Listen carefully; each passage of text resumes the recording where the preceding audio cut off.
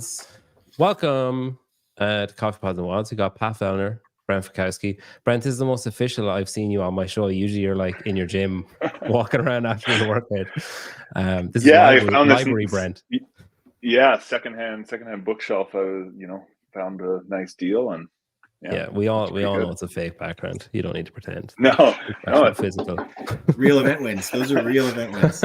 Yeah, they are. Yeah. How are you guys? Yeah, I'm all right. Good. I'm good. Yeah, I'm good. I'm a little bitter that Brent has the event win for parallel bar pull because I came second in that one. Oh yeah. I think this is an intentional flex on me specifically. Wow. That's yeah. I'll change them depending on the person I'm on a podcast or interview with. Yeah. You guys are both. So, Brent, your Team World in the tier Wodapalooza SoCal. And for anyone that wants to go to that, tickets are like 20% off because it's Labor Day. Which I have no idea what that is. I assume it's when everybody gives birth. It's like a celebration of that.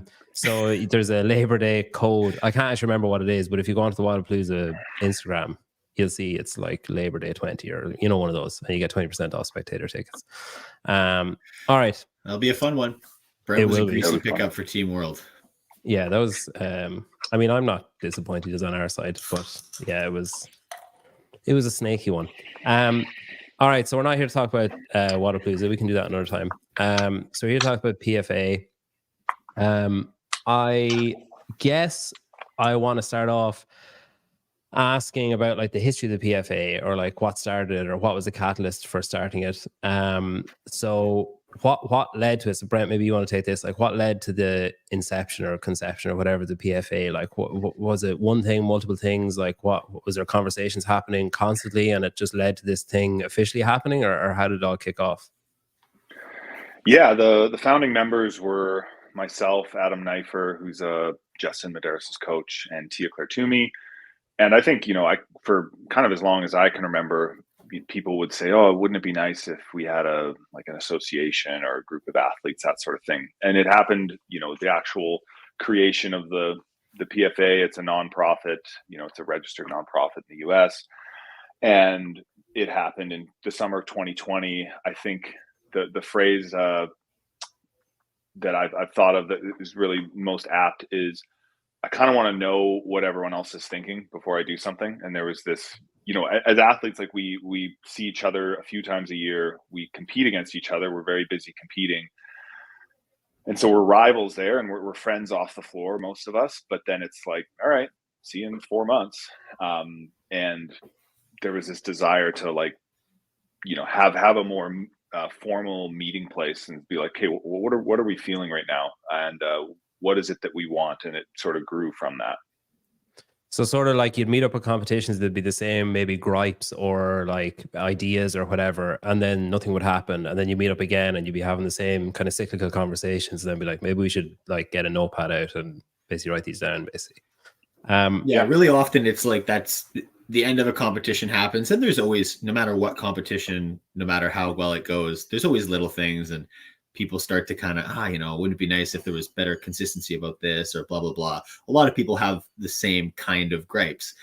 But then when you go home and you get back to your normal life, it just kind of drops. And then you go to the next one. And like you said, same thing repeats. And we're like, wouldn't it be nice if there was a way to keep this conversation alive for just a little longer, and maybe see if we can talk to some people and see if some things can actually change. So that was kind of the easy starting point. When are we talking here? What year was that, you, Adam, and Tia? When was that? It was the summer of 2020. And so, like I said, we're a nonprofit. There's no financial incentive. And, nothing we're doing is anything different. Like we've done research, and we regularly speak with other associations, right? It's the same thing that, PGA and the golf did, same thing that the ATP does, same thing that the PTPA is now doing to improve tennis players in that sport.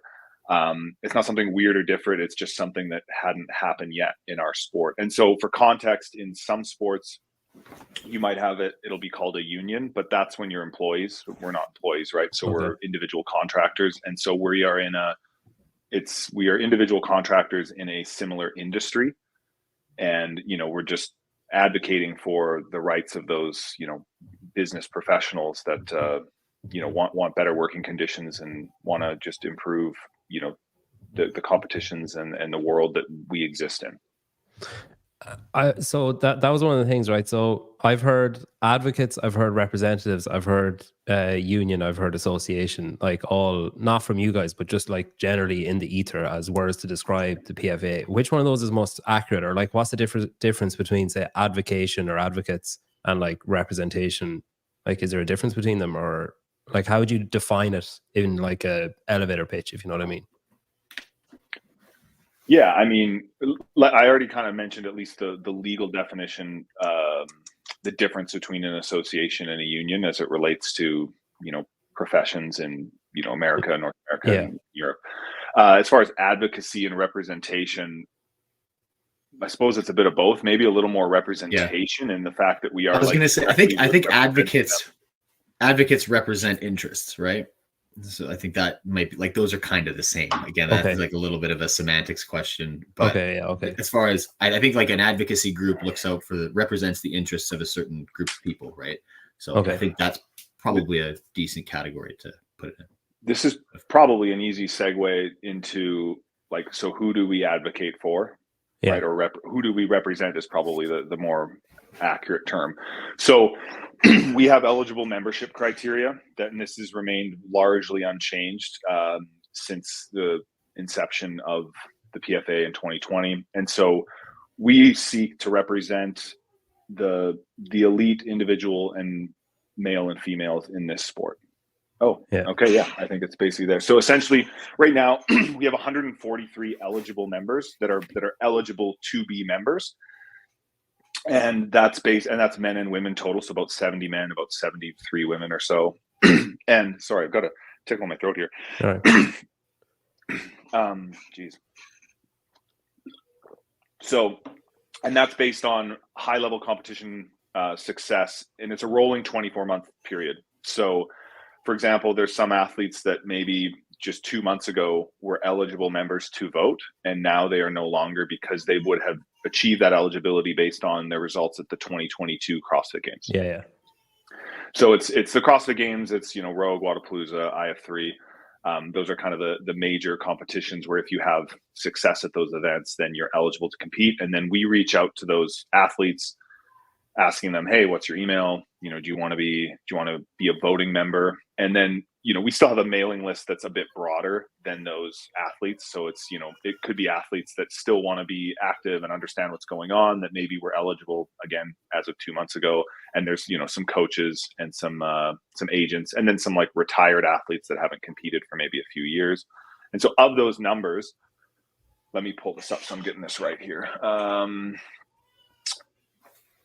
So it does fluctuate, right? Like I said, so we're always kind of playing catch up. And in the wake of the games, this is a period where we need to catch up the most. But obviously we've been kind of more asking like, hey, how's it going? How are you doing? As opposed to, hey, what's your email? Do you want to vote in PFA? It's like, hey, relax, right?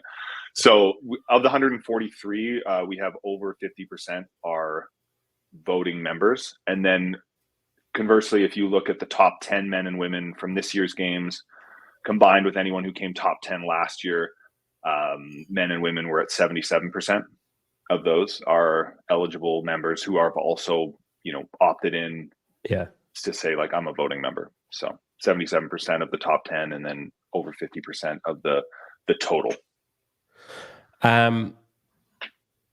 Okay. And then I remember was it like 2020 maybe? Up until I kind of saw no mention of it after 2022, but there was like CrossFit itself had like an athlete advisory panel or board or something.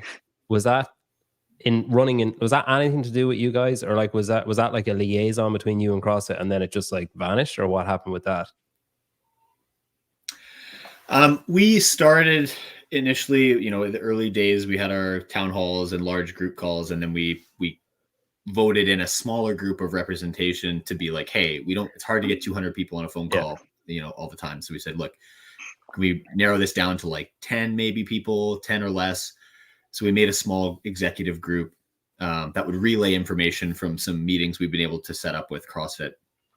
So we kind of had a small a small athlete board to bounce ideas back and forth with CrossFit. And then shortly after that, they created their own internal advisory group. Was that reactionary, do you think? I can't pretend to know what goes on behind the walls of CrossFit Inc. It sure felt that way. But I think that, our communications with CrossFit, then, a lot of things we'd flag, they'd say, oh, we'll talk with our internal group about it. And that was all we get.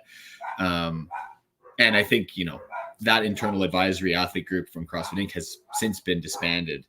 Okay. So they don't have an internal group anymore. I think for a while they had, I don't know how big their group was. I think that they definitely had diverse age groups and teams, individuals, that kind of thing as well, which is what we try to do as well in our small group. But yeah, it sort of, they took our idea and then they made one in-house, and then they kind of stopped dealing with us for a little while.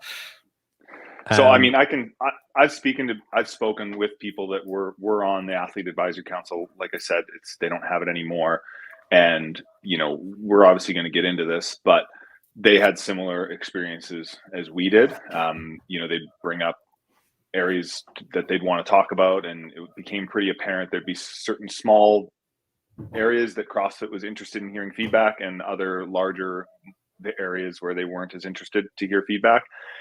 And eventually those conversations dwindled into less frequency until they didn't happen at all. And, we're still here. We still want to communicate. We still want to push the sport forward. And, but the Athlete Advisory Councils no longer exist. Okay. You said, was it 147 and 50% is your current uptake or whatever? Is that 50% that opt in to vote? Do they all vote? Or is it the representatives of that 50%? You know what I mean? Is it does each of those people get a vote, or how does that work? It depends on, so each of those people get a vote to vote in the board of directors. So we had, back in 2020, that was, our board of directors was, I'm going to miss some of the names, but Chandler Smith, Cole Sager, myself, Pat, Annie Thorsdottir, Tia Claire Toomey. Those are the ones that come to mind. I'm sorry if I missed one or two others. And right now our board is Brent Fikowski, Pat Vellner, Fee Saghafi, Royce Dunn, Lee Vern Engelbrecht, Dina Swift, Victoria Campos, and then it was Lazar and Luca, but Annie Thorsdottir, we voted her in as an interim board member to kind of represent Europe. And so sorry, go on. Yeah. So everyone that's an eligible voting member gets to vote in that board.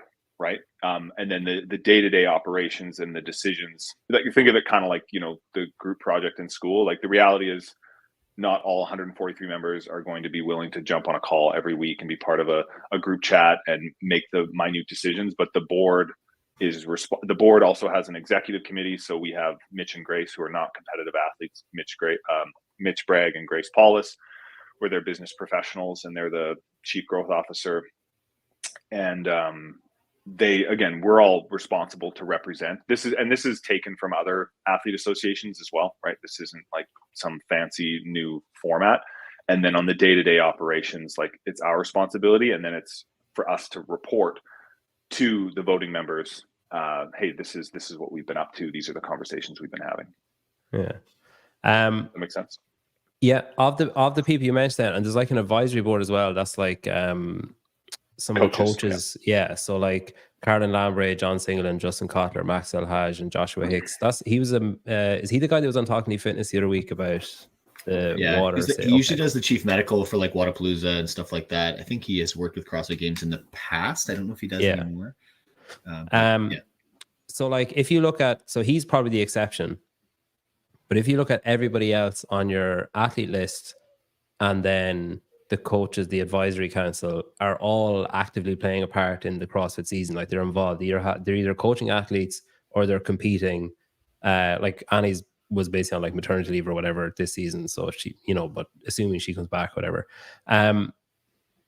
Is there a conflict there? Do you think that makes it harder to do the things that you want to do? Because if you're asking about, certain movement standards or certain ideas or certain like suggestions or whatever, that you'll be met with there's a possibility of being met with a roadblock, because it's like, well, you're competing, and if we tell you that, like that alters the season, or that, blah, blah. Like, do you think it makes your jobs or your efforts more difficult, the fact that pretty much everybody on the list is actively involved in the sport year on year? I think on the surface level, it makes competitions or, the games team more hesitant to work with us. I think that, it's not like we're sitting there being like, you got to tell us the workouts 3 months in advance. To be honest, I think that many of us, we like that element of CrossFit, like the unknown and unknowable side of it is really appealing to us, and we don't want to lose it. It's a big piece of the core identity of our sport. But I think that in our experience competing over the course of a decade, the unknown and unknowable mantle has been waved around too often as a bit of a catch-all for mistakes or shortcomings or lack of preparation. And there are elements of our sport that don't need to be unknown or unknowable. Things like schedule, things like what days are we going to compete for quarterfinals? Like there are aspects that don't need to be. And I think that when we try to hide a lot of things, it creates problems. Over the course of a competition, basically everything will go from unknown to known, right? And so if there's elements there that at the end of the weekend, you're like, I still don't know what this was, whether it's like a standard or a safety element or whatever, that's a problem. And it either never should have been unknown, or it should have been revealed at some point. So we've been trying to do a little bit of homework even to see, where are those areas? Like, where are the areas that we really want to be like, yes, this needs to stay unknown. This is such a cool piece of what we do. I think it makes it fun. It makes it exciting for fans. But are there pieces that maybe should be more known? Oh, if there's going to be an offsite event at a competition and you sold a bunch of tickets to spectators and then you didn't tell them until like a day before that they're not going to be able to watch, that kind of sucks. And it hurts the spectatorship. It hurts the sport. It's not great. And it didn't need to be unknown. You could have just told everybody 5 months ago, the first day is going to be offsite. You don't have to fly in until whatever day. And, probably the average person would appreciate that information. So that's sort of the game we're trying to play a little bit, is like, to be honest, like I have no interest in knowing workouts or trying to have an advantage in any way in that respect. I think it kind of makes it less fun and kind of ruins it. I totally agree with a lot of people on that. So we're trying to find the areas that do need it, and that it's going to help. It's going to help to move the sport forward in terms of like creating better media opportunities, creating better spectator experiences, creating better athlete experiences, creating better consistency between judging and standards and all these things. Like surprise changing the standard of a burpee on the day of a competition is weird when you've been doing it one way for like the whole season. And, we've had years where that's happened. Oh, this time you can do a 1 foot takeoff. Like, oh, and so there's elements like that I just think, can be done better. And we think we're just trying to find that better way. So 2022, so the PFAA say its timeline or whatever has intersected with, you'd say, like the tail end of Eric Rosa as CEO, Dave as CEO, Don as CEO, Justin Berg as, I can't remember what his title was, but something sport, Boz, Dave again, as director of sport or director of competition or whatever. That's a lot of different people like to be engaging with, and they're all like quite different from each other. So like, what's been the reception you've received, like say as a whole across that time period? I know it's different people, but like, do you feel like you've been welcomed, shunned? Do you feel like you've been engaged with appropriately? Do you feel like across those 2.5 years, like how do you feel it's gone in the relationship aspect? I can answer that. I feel like overall there's like ebbs and flows, and we could point to like a specific month or a specific person and a time frame, and I could give you my best recollection of that period. It seems like whenever there was a big miss or something that was going on in social media, maybe it was post semifinals last year with Alex Garone, or it's quarterfinals this year with the step ups, or quarterfinals last year with the V ups. And a lot of times, you know, as time goes on, it just feels like they're checking a box. Like, oh, we'll check in with the athletes and see how they're doing. Okay, cool. And then they just go back to doing what they're doing. And we want that relationship to be more professional, to be like that structure to be built in and not just when it's convenient. And I mean, there's a reason that calls, you know, like the Athlete Advisory Council was disbanded and our calls at times have become like very infrequent, is, you know, we see those like individual things that happen, like a thing at semifinals or quarterfinals. So for example, at semifinals with Alex Caron, for those not familiar, Alex Caron had a bit of a pec injury, and he asked a member of the sport team, hey, I'm going to go out and like not do these muscle ups, get last place, and can I keep competing? They say, yeah, sure, as long as you jump up and do like a pull up every now and again. Okay, sweet. And then after the workout, they renege on that and say, no, we didn't like that, and you know, your competition's over. And so in the wake of that, we wanted to, you know, we've actually spoken with Josh Hicks about this. We want to have like more robust written procedures on what is it that the medical personnel are able to do that pulls an athlete out of competition, right? In the same way, like with Roman, right? Is it like with his ankle, like is it his ability to step on the floor if he wants to? Can he be pulled out? What does that look like? And you know, the response is, no, don't worry about it. Like, we'll just kind of take care of it, and we'll do it on a case by case basis. I think we've learned from this Caron situation. We'll take it from here. And you know, and we see like the core, you know, even with the V-ups or something like that, you know, our specifically after the V-ups, we said, hey, you sent out a video for the crossover single unders in the quarterfinals for 2023. That video you sent was extremely helpful. It was filmed on an iPhone. It was 10 seconds long, how to count the crossover single unders. That was really helpful. It would have been great if you did that for the V-ups, the V-snaps. And moving forward, we would like to recommend, you know, officially recommend from the PFAA that when you have a new movement, can you provide a video for online competition? Because again, you're announcing this movement. It's a written standard. Maybe there's a photo or two. And then, you know, athletes are immediately doing that workout. There's not time for questions. There's not a briefing like there is at a live competition where there's a back and forth and, you know, clarification. It's like as soon as that's released, a minute later, people are doing that workout. And the response was, yeah, I mean, you know, there's always a lot of factors at play as to how we can, you know, do movements. It's something we'll consider, time permitting.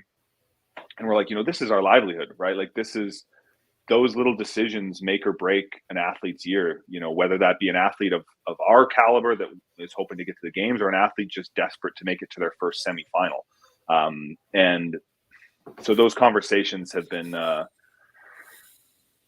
mixed, you know, generally speaking, frustrating. I don't know. Did I miss anything, Pat?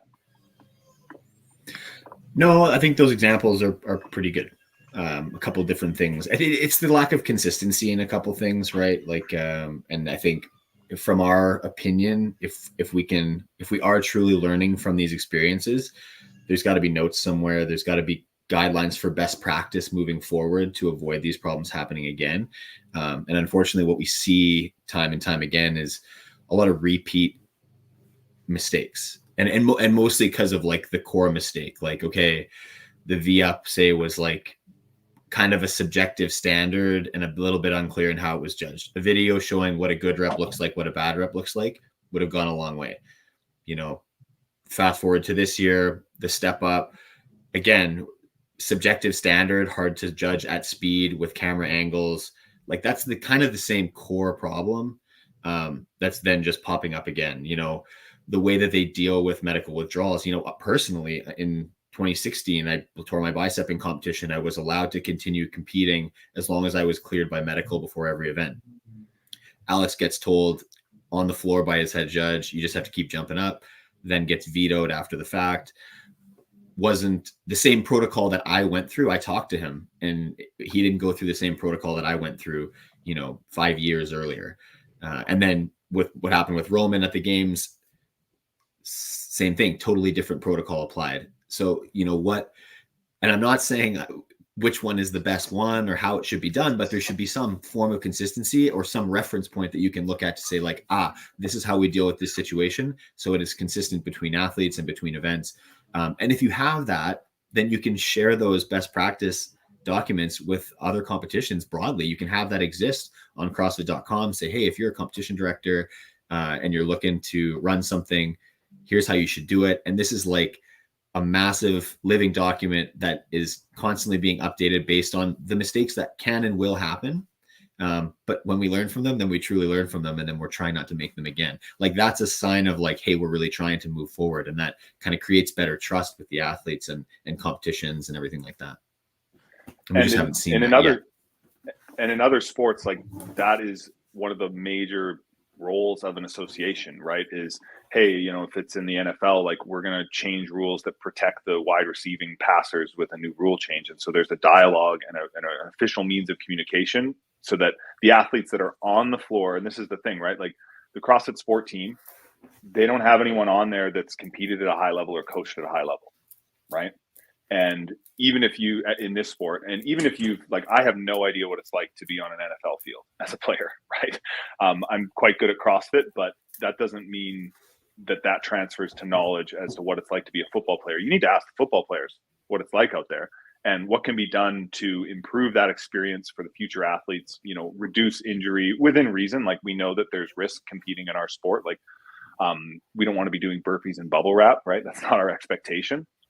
But these rule changes or the creation of rules and standards, should be run past a group of athletes in, the end of their careers, the beginning of their careers, looking out for the future. And yeah, like that's what we're looking for is that reciprocity.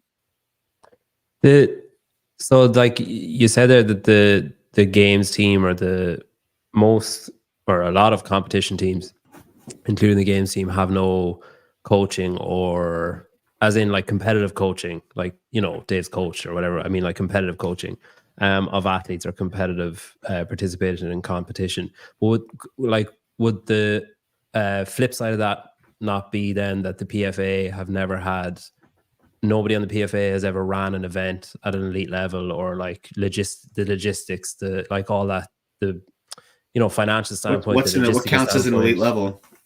I mean, Andy helped run the CrossFit Reykjavik championships.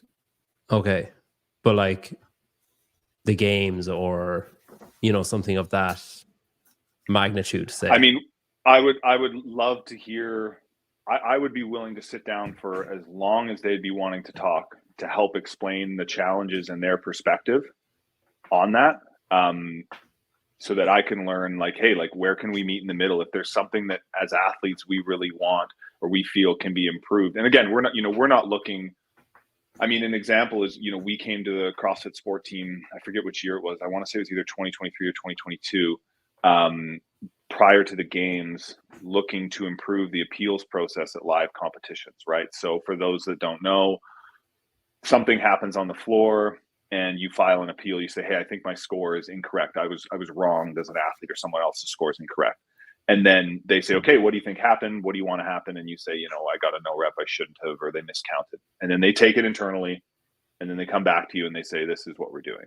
And we wanted that system to improve, right? And they weren't interested in that conversation.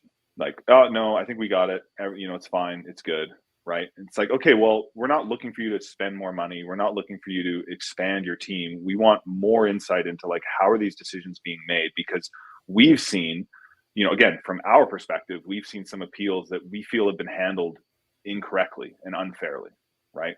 I mean, it doesn't pay to go through a list, but if people have been around long enough, they can, I'm sure, point to some. And so it's like, all right, like help us understand like how you came to these decisions, because from our perspective, some of them seem very strange. And, we'd love to know your perspective on that. Give it to us. And here's our perspective on, because it's one thing to just bring in appeals, like a suggestion box, and then shoo them away. And if you're not interested in like, hey, listen, this is what I felt I saw. This is what my coach saw. There's a lot of frustration. There's not enough, maybe we need more time. Maybe there should be less time to file an appeal. There's like timelines sometimes. Let's talk about those things and make it better for everyone. We can help make your job easier. Maybe you're hiring too many people to do that. We can save you money, right? We don't know. but there's not a willingness to collaborate. So yeah, have I run the CrossFit Games? No. Has anyone on our team run the CrossFit Games? Like you said, Annie Thorsdottir was involved in running Reykjavik, which was a high level competition. No, but we're open to have that dialogue, right? We've had a partnership with Wodapalooza, right? And we're working to better understand how can we improve that competition from an athlete experience standpoint and a safety standpoint, while still understanding like they're going to have limitations. They can't just do everything we want them to do. Has stuff with that surprised you? Like, say, because you did Wodapalooza, partnered with Wodapalooza in January, you're partnering again now for SoCal this month or next month. Has there been things that you've suggested? Because I'm assuming that's a much more open dialogue than you've had with the games team. So has there been things that you suggested there where you were like, oh shit, I didn't realize that would be as big of a challenge as we thought it would be? Or has it been fairly what you would have expected? I think for a lot of what we're doing, I feel like we don't stray too far outside of our lane. So, when it comes to even trying to talk to the games team or Wodapalooza or whoever, the areas where we try to provide feedback or are critical or whatever are areas that we know very intimately, because they're the areas that the athletes are exposed to very heavily. So even from the like, oh yeah, I don't know what it's involved to like run the event, but I'm not trying to tell you how to manage vendors and how to, run the ins and outs of the building the rig and this and that. Like, I don't know the first thing about it. And, like Brent said, if you want to talk about it, like we can learn something and then maybe provide something of value. But until that point, we're not really trying to stick our heads into those areas that much. So the areas where we have intimate knowledge and information. Yeah. I mean, the crew at Wodapalooza has been really great to be able to listen and take feedback, and they've made some good moves. Like, I mean, what they did at Wodapalooza in Miami last year with us was terrific. They had contingency plans in place. They had tested backup workouts. They had all kinds of emergency action plans in place that they actually applied, and it ran quite seamlessly. There's always little things that slip through, but I think that they have shown a willingness to engage in those conversations and have the back and forth that creates a lot more trust with the athlete body. And I think that's like a massive, massive step. I don't know. Do you guys call it Sod's Law or Murphy's Law? Like anything that can go wrong will go wrong. Murphy's Law. Yeah. So that springs to mind when I think of Wodapalooza, and was it the rower, Brent, where you were hitting your head on like the bleacher? It was too close to bleachers, and then there was like wall walks where some of the I think it was Hopper, some of the kind of taller athletes were like the rig was in their way of where they were doing it. Yeah, the post was close to your head, I think. Yeah, so like there's an aspect of that too where, and I guess you guys are partnering with NorCal Classic next week, and then Wodapalooza again in California, and like is there pressure with that where there's an extra layer of scrutiny where it's like, oh well, the PFAA did this, let's find something that, like, do you feel that that's the way it's going, or do you think that these things, if they happen anyway, would have been highlighted? Yeah, I mean, obviously any sort of, if we partner with an event, those sorts of things will be highlighted. And here's the thing, like, I don't think CrossFit Inc. runs bad events, right? I don't think they're bad at running events. They're good at it, and they might even be the best, right? But they're not perfect. And well, you know what? That reminds me. When we were talking about appeals and we spoke with the CrossFit Games team, I remember them specifically saying, well, who does it better? And I mean, that's a pretty short-sighted way to look at running a sport. If you just say, well, our appeals are better than anyone else's, so why would we improve them? Why would we listen to any improvements you have? Who does it? If you can tell me who does appeals better than we do, I mean, if that doesn't, like, that's just, again, that's one other example of. So you'd want that reply to have been, how can we make it better, rather than like, how do you think we can improve it? Yeah. Yeah. It's this like, oh, like, does someone do it better than us, the appeals? And I'm like, well, I mean, no one has as many cameras as you do. So it's like, if that, and that's obviously one of the prerequisites for the ability to have thorough appeals is to have multiple camera angles, of course. I mean, sometimes it is, sometimes it isn't that at all. But that culture of like, well, what, we're not going to change. Like, what are you going to do about it? Where else are you going to go? It's like, well, hey, just because, I enjoy the aspects of competing. I'm grateful for, to be a sports entertainer, but that doesn't mean that, we can't improve, right? If that's your culture of, well, it's good enough, good enough never is. And so, jumping back to Wodapalooza. Yeah, I mean, I hit my head on the wall, and even with the wall walk, those represent two of the same core issues, right? Spacing of equipment. And, that wasn't on our list of things as far as like, hey, how far apart should, each piece of equipment be from other pieces of equipment? How much space is required to kick up for a handstand push-up or to do a wall walk? And so that's like, again, that's another thing that can and should be done per movement. There should be a required spacing of, if you're going to put this movement in, this is how much space is required. If you don't have that space, do a different movement. That's something that needs to be done. I mean, that's going to take a lot of work. And like Wodapalooza is interested in having those conversations. We haven't specifically tackled that for all 200 movements. It needs to be done. But, for us, it's like, yeah, there's a target, I suppose. I mean, listen, something's probably going to go wrong to some extent at Wodapalooza SoCal. Like, there'll be something that someone can nitpick, and if they want to blame that on the PFAA, I mean, at least we're trying to do something, and Wodapalooza is willing to correct themselves. I mean, I'll give you an example of something that went well but could go better. So at Wodapalooza Miami, we were briefed on a workout. It was the final workout. We had to do lunges at the end of the workout, and one kettlebell overhead, one kettlebell in the front rack. And we were initially briefed on the standard as like, the kettlebell must be in the front rack, kind of like here. Like has to be below the chin, not on the shoulder. If it's on the shoulder, it's a no rep and you have to be pulled back. And the briefing, we asked some questions about that. Briefing was over. A few athletes went to Grace and Mitch, who were there as PFA liaisons, and said, hey, listen, this was the exact standard they used last year we had double kettlebell, and it was not upheld consistently, right? It's too challenging as this starts to creep back, like what counts, what doesn't. And so our recommendation was, hey, can you go talk to Wodapalooza and tell them, like, let's just switch it to just put it on the shoulder. It's still going to be hard. We're still going to be tired, but then it's very easy for these judges to not worry about that. They can just be looking at the knees and the hips, right? Making sure the knee contacts the ground, making sure the athlete's upright. So Wodapalooza was like, you know what, you're right. That is a good change.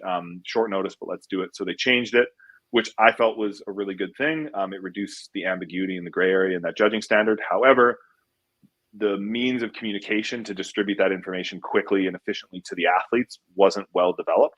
And so every athlete knew about it by the time they took the floor, because there's a briefing right before you take the floor, kind of in the corral, and then you take the floor.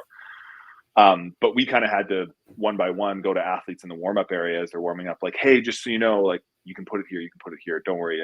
And then it was fine. So, we're trying to figure out with Wodapalooza SoCal, hey, in the instance that hopefully you catch that beforehand in the weeks prior, and all your standards are lined up, and ideally they're all written down for any movement that could come up. But in the case that there is something that should change with something that's a little more uncommon, distributing that information, efficiently is something that, we need to improve upon. But they're willing, and open to that. So basically, like, what you feel maybe would help, you can correct me here, but like, say if there was like a document or whatever, booklet or whatever, rule book of very frequent movements that come up. So not like, you're not expecting Rogue to say, all right, here's 20 movements, and you're like, 20? Well, I mean, all 20 of them are going to come up. They've left out this. Like, they've put in pull-ups and not chest bar, whatever, so we're not doing chest bar. But like, all of the most frequently used competition movements, and then what the standards are, and then what would result in a no rep and what would result in a good rep. And then that's there for adoption by any, or implementation by any competition that wants to use it. Just a central document that anyone can pull from. And then if something, some what do you call that thing, Alex Smith with his handstand push-ups, that unusual movement clause or whatever, like that, if something like that happens, it's just added in then the next year, or it's added in as a good or no rep or whatever, and then it's just there to take from. That's something that could potentially maybe help and would mitigate the cries of oh, but you're looking for the workouts, or oh, what if they work out what we're planning based on what movements we asked them to critique or whatever. Would that be a fair?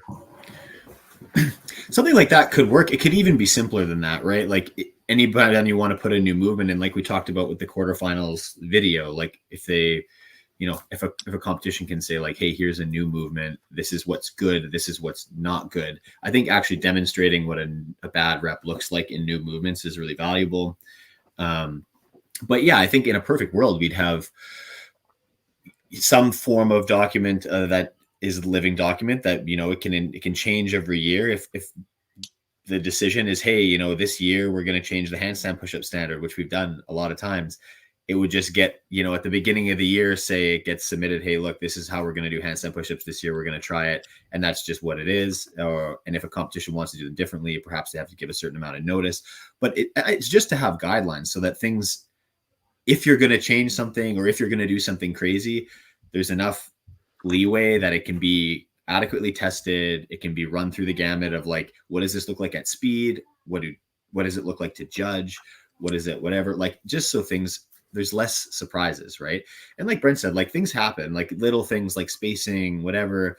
There are going to be things that come up. Yeah, they're going to be heavily scrutinized. Anybody who puts their hat in to partner with PFAA, but those are all stepping stones to improvement. Like, I think you can look at it as like, the PFAA missed that one. Gotcha, losers. But like, at the end of the day, that's how you get better. Like, little mistakes aren't a problem, especially when they're very low stakes. It's like, hey, okay, oh yeah, we did miss that one, but now we know, and we're writing it down, and we're making record of it. And now moving forward, henceforth, we have a protocol in place about what to do in a situation like that. And then eventually, over time, you'll address most situations, and there'll be just little stuff that's left. So that's sort of the main point, is just to have best practice, right? Create best practice standards, and they can change over time, as they should, as needs change, as the competition changes, as new movements get developed. But you have to have a starting place, and we just don't yet. And so we want to try to put that in place. I guess worst case on the movement standards, they could just put asterisks if we think you have the capacity to complete the movement, and then that just covers all the bases anyway. They can just do that. As many catch-alls as possible. I'm not pulling up a lot of comments because honestly, I cannot keep track. This is the most I've ever had watching a show. I just looked at the number and I almost shit myself. Barbara Spin says, make sure you subscribe. Yeah, that's definitely a worthy one. But I am reading as many as I can, but they're just hard to keep up with. So I mentioned there that NorCal Classic and I mentioned that Wadapalooza SoCal have both said that they're working with you guys on the standards. I think NorCal are doing their swim and you guys are helping them with the safety protocols for the swim or whatever. A couple of questions about that. Like, so say I'm running an event and I want to partner with the PFAA, or I want to, see what that would look like. So there's a lot of events very recently have unlicensed from CrossFit. They've stopped becoming CrossFit licensed events because they wanted to host a swim, and CrossFit said nobody can do a swim now for a while because obviously there's so much like legal shit going on, I assume. And a lot of people said they're not licensing, and it got me thinking, like, well, what's an event actually get by being licensed by CrossFit? Like, who's actually winning there? Like, and I started thinking, well, maybe CrossFit are actually doing better than the event is by having CrossFit on the name, because like, I started thinking, should it be that CrossFit pay $1,000 to the event to put CrossFit on the name of the event, rather than the event pays CrossFit $1,000 to put CrossFit on the event? And that started me thinking about the PFAA, and I was thinking, well, who benefits more from having the PFAA badge or seal of approval or whatever on the event? Because I mean, the event is liable, so if something happens, the event foot the bill, or the organizers they're the ones that are going to have the legal suing, or I don't know, whatever. And then there's an aspect of, say, if I saw, for example, that Rogue partnered with the PFAA, my first thought would be, oh wow, Rogue, that's good for the PFAA, would be my first thought. I guess because you guys are quite new in comparison to, like the CrossFit ecosystem or whatever. Is it the event that you partner with that benefits? Is it, for another while, might it still be the PFAA that benefits by being recognized by more and more events? Is it the participants? Are they the benefactors of the PFAA, like being there to help or represent or liaise with the event organizers or whatever? Like, who's the biggest beneficiary of a PFAA collaboration? And then also, if something does go wrong at an event, is is your aim to mitigate or to lower the amount of possible things that could go wrong? But then if something goes wrong, it's still like, oh shit, sorry, we missed that one, or sorry, that's bad luck, or whatever, and it's just on the event. You know what I mean? So, I think, want to go, Brent? Yeah, I'll just quickly say, we don't, given the short timeline, we haven't partnered with NorCal. It's just we put them in touch with Josh. We put them in touch with Josh Hicks, and so Josh Hicks, he's on our advisory council, and so he looked over their swim protocol and helped advise them on an emergency action plan as well as just the actual setup, so it could be as safe as possible. Pat, you can go. Okay. I think as far as who's the beneficiaries, I think we feel strongly that it's mutually beneficial. And I think, as you would hope that we believe in this thing, and we think that some form of it should exist at almost every, if not every, competition. But I think that what the competitions get is, if we are representing a bunch of athletes and we are speaking regularly with athletes and talking about the things that they want to see, it's sort of like when I want to go to a brand new competition, the first thing I do is ask a friend of mine who's been to that competition what it's like. How does it run? Is it run well? Is the organization good? Was there any weird red flags? And so our hope is that by putting the PFAA kind of in communication with them and getting like a stamp of approval, say, with the PFAA, is like, okay, this competition is working with athletes and it creates a level of trust with athletes that's inherent. And they can say, okay, we do trust these athletes that they're looking to make this competition as good and safe and fair and all those things as possible. So I'm confident. And you might get more athletes registering with more confidence that like, hey, this is clearly a well-run event. And then you're right. The flip side of that is if large events, or frankly, any events, pair with us, we get more infiltration with athletes, and you get our reputation gets to be improved. The more we get, eventually the hope is that it's just, every event wants to be paired with it, because it's something that just comes with like, oh yeah, this is a really good stamp of approval to have. Athletes love it. It leads to a better experience, which leads to better fan experience, which does all these things. And it's good for our ecosystem. But yeah, in the early stages, Wodapalooza last year pairing with us as like a first major event to do it. It's not sticking their neck out, but it's them saying like, hey, we're going to give this a shot. We're the first ones to do it. And, it puts a level of trust in us that we need to then execute in. So, there's mutual trust that has to go. And then there's mutual exposure benefits as well, right? Like nobody knows the athletes or speaks to more athletes or has more access to athletes than the athletes. So that's sort of our main benefit, is like we have these fingers on the pulse of like what athletes are thinking and feeling, and, what things are causing the most turmoil in competitions. What are the biggest regular misses? And we can inform competitions so they can be well prepared. And that's kind of how we feel it should work. What about there's no acceptance of liability or anything from the PFA? It's more like an advisory, like trying to dot the T's and cross, or whatever, dot the I's and cross the T's, and find any holes that might have been missed, as opposed to, I'm thinking if something goes wrong and the event says, oh, but the PFAA said, is it there's no liability on your part, I guess.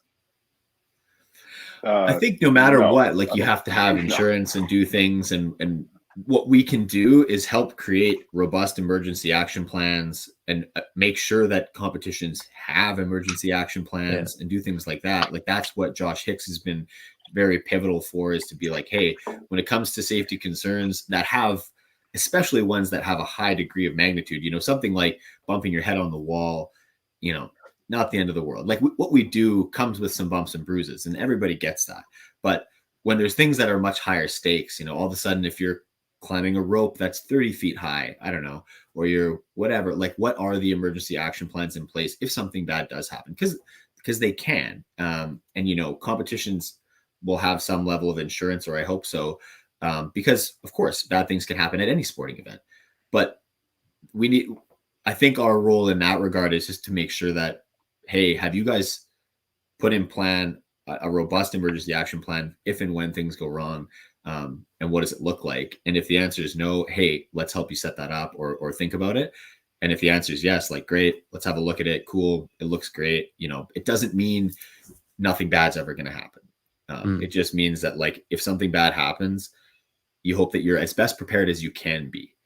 And if you can't be, if it's like, hey, if it's cost associative or anything, it's just like, oh, for like the swim obviously is the one that's got very real context at the moment. But if you're like, look, we can't have divers in the water for this open water swim at, a harbor with currents of a certain speed, it's like, man, then I guess you maybe shouldn't do the swim. Like, the workouts are made up. Like, do something that you can do safely. And that would be the recommendation. And then I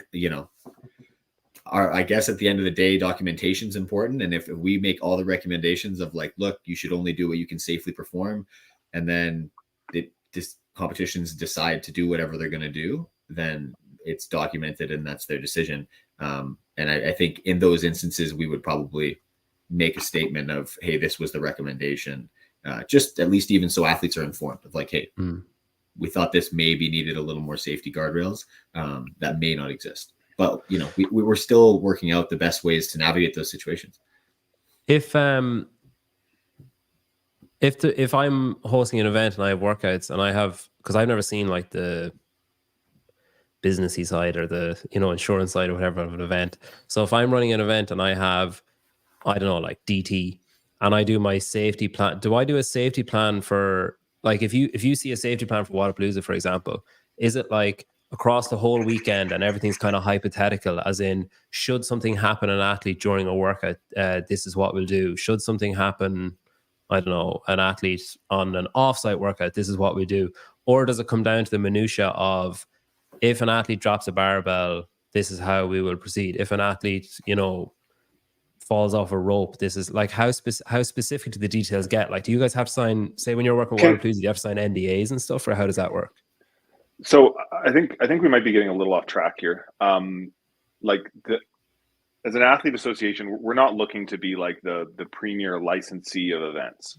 No, I know, but say the safety thing is very hot topic at the moment. So I'm just wondering, like, how much detail is available pre-event and how much detail do you want pre-event for the safety aspect of the athletes, if you understand what I mean?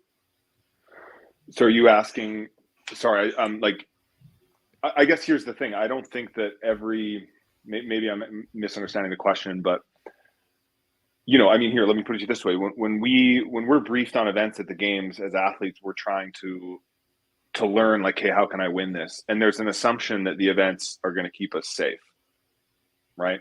And so I'm not, when I'm in a briefing for, a rope climb workout, athletes aren't asking, hey, if I was to fall from the rope, or, in the case of a swim, if I was to get really tired, how many buoys are there? How many, there's an assumption, and this is in our statement when, we can get to the demands when we listed our demands, like there was always this assumption that if something went wrong, they would save us.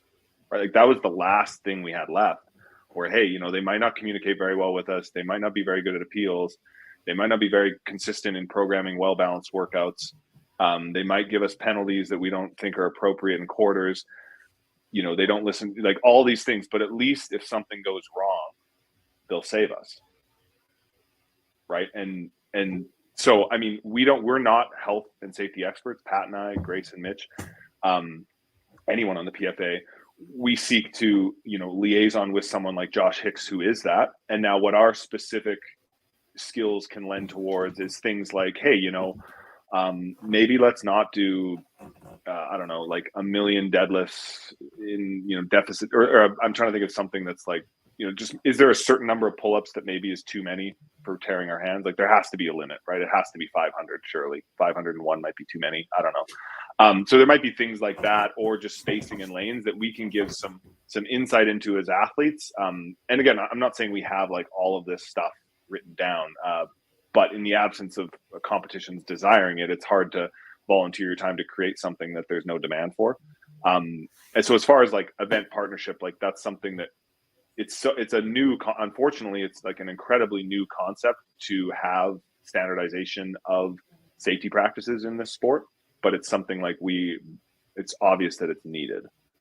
I don't know if that answers your question. Yeah, I think Peter too. It changes depending on the event. Like somebody like Wadapalooza in Miami, like rain is a thing, right? Yeah. So like if that's something that's just like doesn't need to be unknown, you know, hey, if it rains, surely there's some things that we're not going to be asked to do in the rain, right? And they've actually done a very good job in recent years of managing some of that stuff. Hey, heavy barbells overhead in the rain, we're just not going to do it. They make the call early and they change workouts on the fly sometimes. And that's good. We want that. Should I be, you know, things like that? Like what's the emergency action plan in the rain? What's the emergency action plan if someone falls from height? But these things exist, right? Like we're not healthcare professionals, but healthcare professionals exist. Like, you know, I have my first aid, and if I stumble across someone who's unconscious, there's an emergency action plan that follows from that, right? So if you saw somebody fall and they were conscious, you would take a different strategy than if somebody just randomly fell and was completely unconscious. Perhaps it would enact a different protocol. So that's the purpose of it, is just to be like, hey, some situations that may arise, where do you go from there? And yeah, fortunately, there's people who are better at it than us, and we'll outsource that stuff as much as we have to. Yeah, because I think like one of the words are gone from my head. One of the like narratives that I've heard is, well, if the run swim was so dangerous, why did they do it? Or why did nobody say it in the lead up to the games? Like, why was nobody, like everybody spoke to Dave for 15 minutes or whatever on those calls. And I think like a thing I've heard frequently enough is like, well, why did nobody say then? Why is it only after the fact that people have said if it was so dangerous all along? But what the impression I'm getting is that the health and safety aspect was assumed present rather than something that you wanted to be involved with pre-event. Is that accurate? Somewhat. I think it's inaccurate to say nobody raised concerns, because I think the heat concern was raised a lot of times. But I think that, yeah, like the reality is that our job, when we get there, my job as an athlete is no longer to be trying to plug safety holes for the competition. So you sort of have to take off your whatever hat and put on your competitor hat. And we don't get to see the safety protocols. It's not part of our briefing. They don't sit there in the stadium and be like, okay, here's the swim course, here's the run course. There's going to be this many divers. There's going to be this many paddle boards. There's going to be this many boats. We're going to have an ambulance on site. We're going to have it. Like, that's not part of it. They just tell us the course. They say, you go this way. Here's the transition. You get in the water. So we didn't even see what was in the water until you finished the run. And then you're not really looking at it. And you couldn't, because your goggles were fogged up anyways, because the water was so hot. So it's just like, that's not part of our role in that instance. So what's nice about partnering with events where maybe it's not the CrossFit Games, it's maybe a lower stakes event for us, or you're not actively competing, is you can take on a more active approach with that stuff. But yeah, that's a bit of a red herring of just like, why didn't everybody do it? Like, we did it because it's our job, and you assume that they did their job. Mm-hmm. So I think it's not a fair onus to put on the athletes. It's completely absurd. So, I mean, you know, in the lead up to the competition, this was something, you know, I think I posted on social media kind of day or two after the competition was, you know, we raised concerns about the heat, right? And you can see how they responded to those. And it wasn't even us saying, hey, we don't want to compete in the heat, that's unsafe. It was literally just, there's a financial and logistic burden for athletes living in, you know, Ireland, South Africa, New Zealand, where it's cold. It's not very warm this time of year.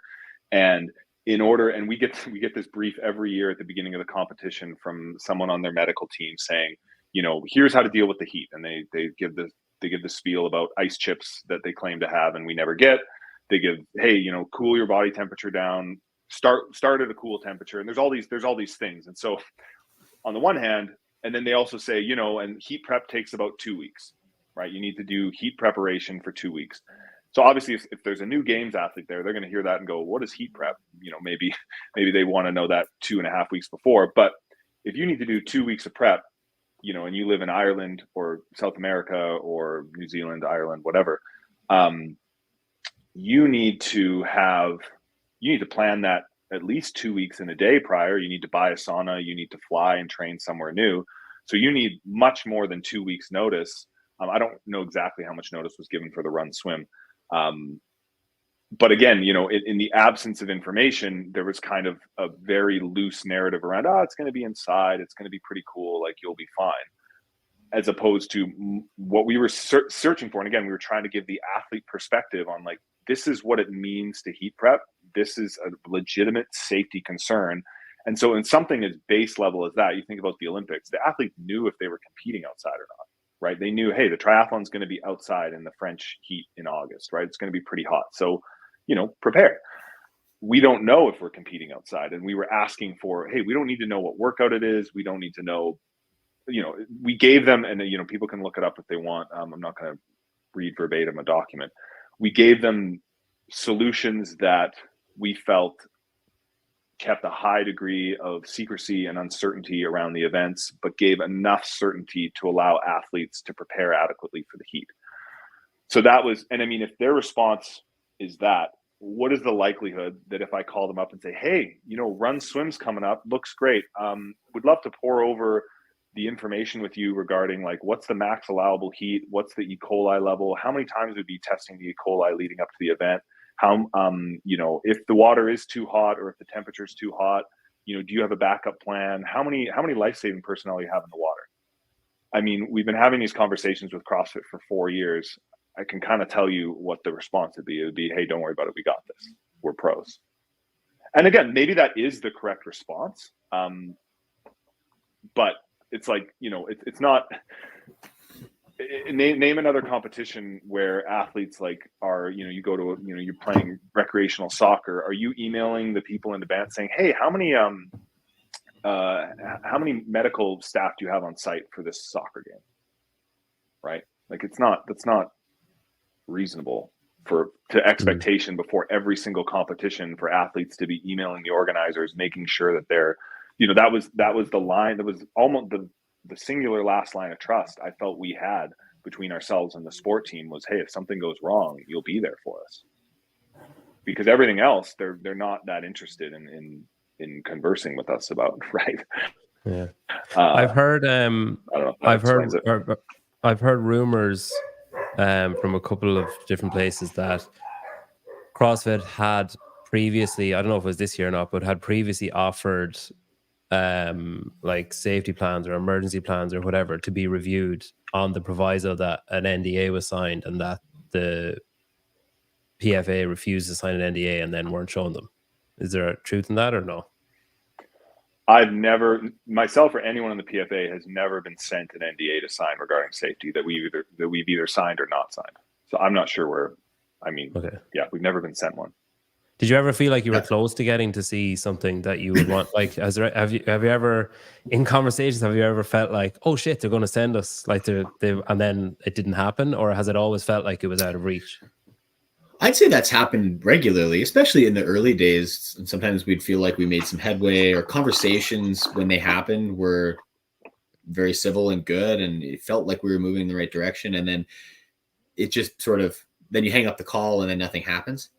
And then you get on the next call, 3 weeks, a month later, and we've got our notes and we try to get an update on whatever, and it's been stagnant since the phone hung up, and that's been sort of the routine. Is then you like, and that feeling of like, oh, I'm encouraged that we're making some headway starts to dwindle, because you just realize that you're in this rinse cycle of like, it's placating is what it feels like. Like Brent said earlier, a bit like, oh yeah, they got on the phone, they checked the box, they got to report to somebody that they had the call with the athletes, but there was never a note taken, never an action taken.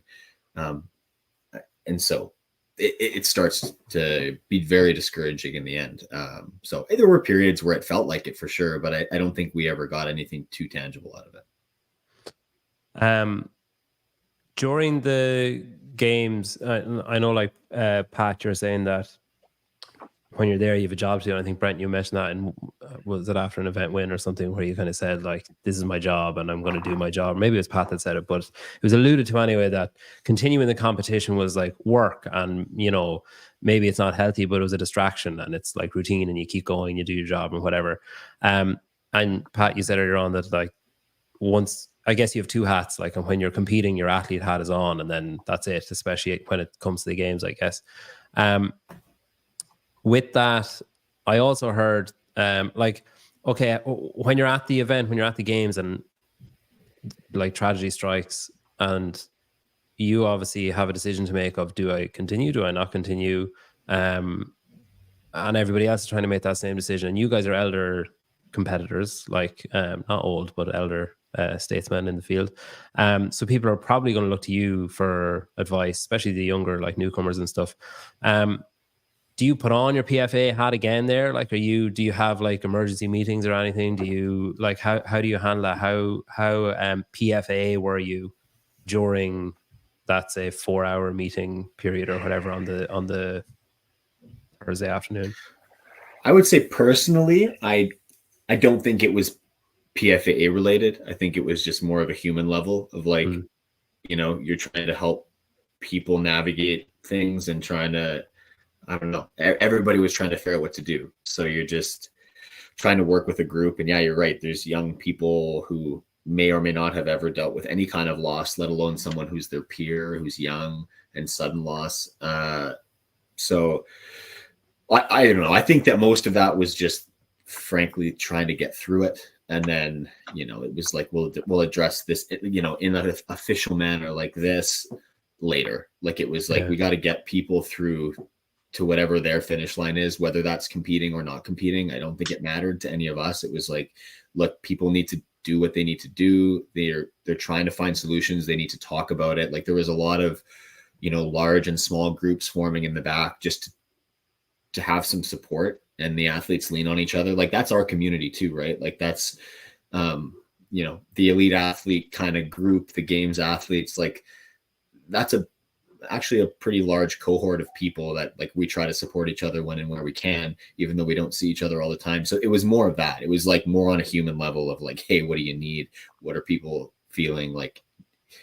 And I mean, not like we were the only ones. We were not like we were only giving help. I think we were also receiving a lot of help from people.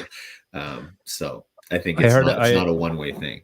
I heard a great, I don't know, line or whatever, that there was some frustration on Friday morning, and that Brent, you were vocal in saying to people like Friday of the games is not like when you're going to change anything. Like Monday, Tuesday next week is when you can start thinking, like, if you want to compete. If you don't want to compete, don't compete. But like, we're not going to fix anything now on Friday. It's next week. Like when the dust settles and we can effectively kind of approach things, I suppose. I want to talk about the demands, because I think people have waited like an hour and 7 minutes. So I might as well. I know it's one. I thought we were going to start with that. Yeah, I mean, you have to. I wanted to give some, some background and stuff. Like someone said, "Oh, I hope he brings up the demands." I was like, "Well, I'm not just going to pull up the screenshot on the first 30 seconds and kick off." See you later. So, just for anyone that's listening and not watching, so the PFAA represents the interests of the athletes competing in the CrossFit Games.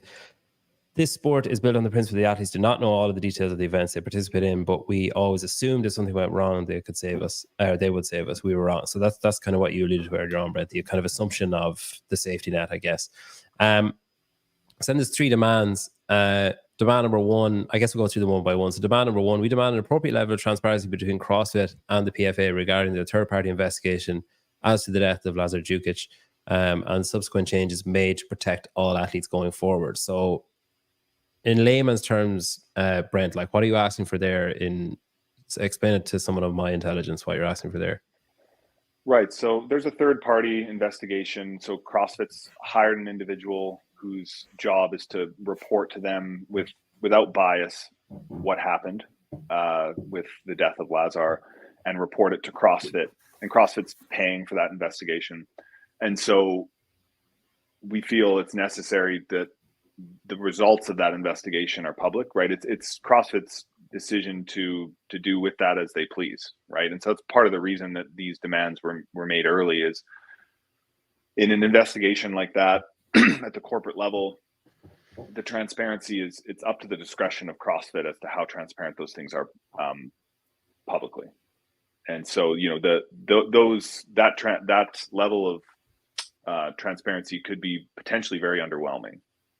Right. And it will take weeks. Right. I think, I heard something like 4 to 6 weeks when it started, which was, a week and a half ago. So we're 3 weeks at a minimum left, approximately. And then, yeah, I mean, we want obviously as much of that information as possible. We feel like it's important information to know. And then if nothing else, at a minimum, informing best practices moving forward for a swim. If there was something done wrong, that at a minimum, there should be some transparency as to, hey, like what can be done in the future. But also, I think, the athletes want to know what happened to their friend. The second one, then, we demand CrossFit create an independent safety team to liaise with the PFAA on an ongoing basis. So is that like an internal, like a CrossFit employed team, or is this like a separate entity to go between you guys and CrossFit, or what does that look like?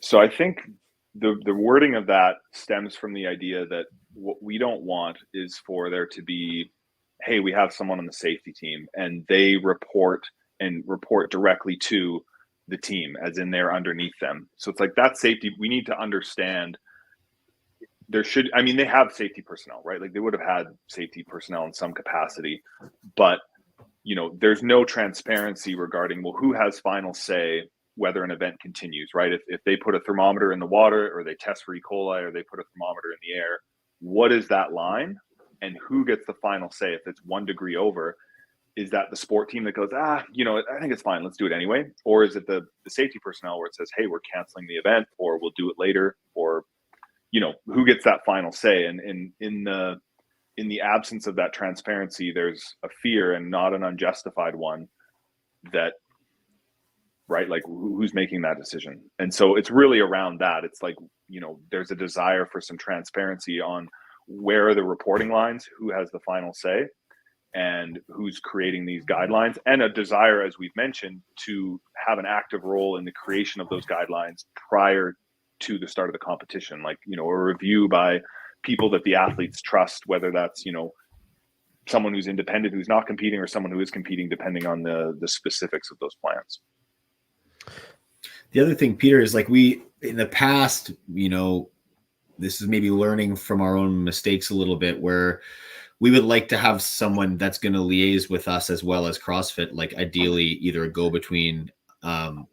I think safety needs some form of veto right. But in the past, when we were like, hey, we've created kind of this athlete group, this PFAA that, we can be a resource to you. And then CrossFit just created an internal version, and you don't know who they're putting on that, right? Like it can be, you could just, if we're saying, I think this, whatever movement, this standard should probably be readdressed, it's causing a lot of confusion. And then you just find 5 people who think exactly like you, and you make them your board, then you're just going to get the same stuff. They're gonna be like, weird, I just asked all my best friends and they think exactly like I think, so you guys are wrong. And like, that's not really constructive. So I think that was what our fear was in that initial experience with the internal athlete committee, is like, we don't know who's on it, and you could just be getting a bunch of yes men to say exactly what you think because they want to be on the internal committee, and it's such a privilege, and then nothing actually ever changes for the better because of that. So if that happened on the safety side, it's, like Brent said, someone saying, hey, I think this is maybe a safety concern, and the team just goes, yeah, nah. Or worse yet, they're too scared to put their hand up and raise a flag to the safety team, because there's sort of like, a bit of embedded fear that like you're going to lose that position, or you're whatever, if you start raising flags and making a stink. So we just need to know that it's something that exists outside of that team that has some level of control over that team. Yeah, so I think that kind of answers this. They use liaise because they don't want the responsibility and accountability. So it's more so, from what you're saying, it's more so that it's like an independent, almost third party that would raise your concerns and then receive the feedback and give it back, as opposed to, say, CrossFit being able to say, oh, it's just the athletes whining, or you guys being able to say, oh, it's just CrossFit being like mean or whatever. Like, there's an independent go-between that can act as a kind of a professional middle guy or whatever, rather than responsibility and accountability being an issue. Yeah. And I think, I'm not sure if that comment was meant to like poke at us saying, oh, you're not willing to take liability. I mean, I'm not sure what that comment was. I'm not a health and safety expert, right? I'm not claiming to I haven't gone to school for that, right? And I can't think of a sport where an athlete is responsible for creating the safety protocols of the sport they compete in. I don't know, but we're looking to like be engaged in that process. Like I said, in other sports, like in other sports, there's like, hey, maybe we should start wearing helmets, right? Or not in our sport, unless we're on bikes, but in hockey or something, it's like, those concerns are brought up, and then there's decisions made and rules put in place to protect the athletes. And so we want to have a say in those things. I don't think it's reasonable to make us then, liable for any, if we're not pulling things out of thin air saying, oh yeah, I think for an outdoor event, I don't know, 45 degrees Celsius seems fine. It's like, no, there's experts on that can tell, but I think it'd be valuable for us to say, hey, sometimes it gets really hot and we're doing these workouts outdoors in the heat and people are coming from cooler climates. Like, what is the heat plan? Like, what does that plan look like? And having a discussion on that. So, we can better understand that and feel like our needs are being looked after, because, in a perfect world, we wouldn't have to be part of that. Like, that's not what I want to do. But at this point, it seems pretty necessary, right? Yeah, well, that's it. No, I'm joking. Demand number 3. So the third demand then is we demand that Dave Castro be removed from his position in the sport team. So why why was this? I think so from where I'm sitting, honestly, up until about 4 or 5 days ago, I think I was talking to, like, Jake Douglas was on the debate show, and he kind of put it to me a different way than I had been thinking about it. And I was like, all right, okay, yeah. I have been thinking that was and I think a lot of people are thinking that's Dave being blamed for Lazar's death, and that it's a knee-jerk reaction to, like, Lazar died, someone's at fault, Dave's at fault, Dave needs to go. And Jake explained it to me as it's more of a straw that breaks the camel's back scenario. Like, could one of you maybe expand on that? Like, why was that demand put in? And because I guess it's a risk. I mean, the other two are maybe somewhat of a gimme, whereas the third one, like, it's a quite large demand to make. It will piss a lot of people off. It will make other people happy, I'm sure, but it'll piss a lot of people off. It's going to cause divisiveness or a split or arguments. I think maybe some people will see it with the timing and everything. Some people will see it the way that I maybe initially saw it, of, oh, he's being blamed, and then that will get people's back up as well. Like, why that demand, and why then, I guess? I can start on it.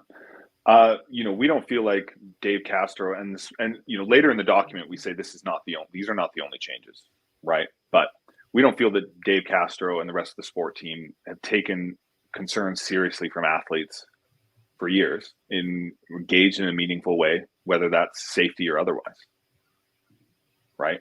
And so trust is broken down to a point where, we feel like all the things that need to happen for this sport to become better, and safety being obviously, the first one of those things, the relationship between athletes and the sport team, and with Dave Castro as the head of the sport team and the head of that culture, it's going to be extremely challenging to make those changes, because, the best indicator of future behavior is past behavior, right? And if you look at, our conversations around just looking for the basic level of, can we have some indication as to the heat we're going to be exposed to so we can prepare safely, right? If that's just pulling teeth and emails back and forth and subversive, and then more information is leaked, or not leaked, but, revealed on independent podcasts or on a personal YouTube account. It's like, this is like a last resort, right? We've been trying to do these things.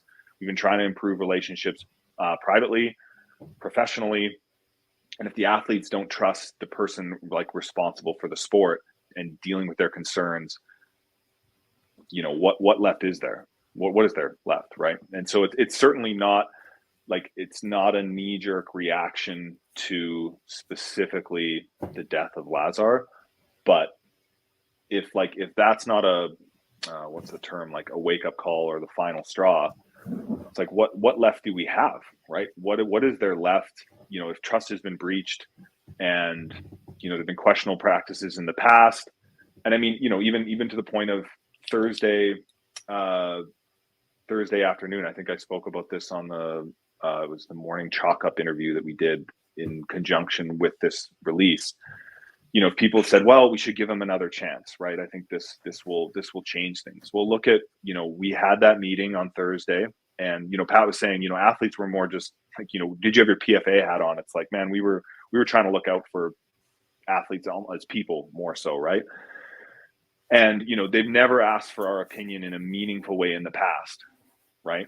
And seriously considered our opinion in a meaningful way in the past. And now in the wake of this tragedy and a death, they're going to say, hey, break into groups and have a vote and elect your peers and then come to us. I'm like, this is what we've been trying to do for you. We've been willing to do this for free.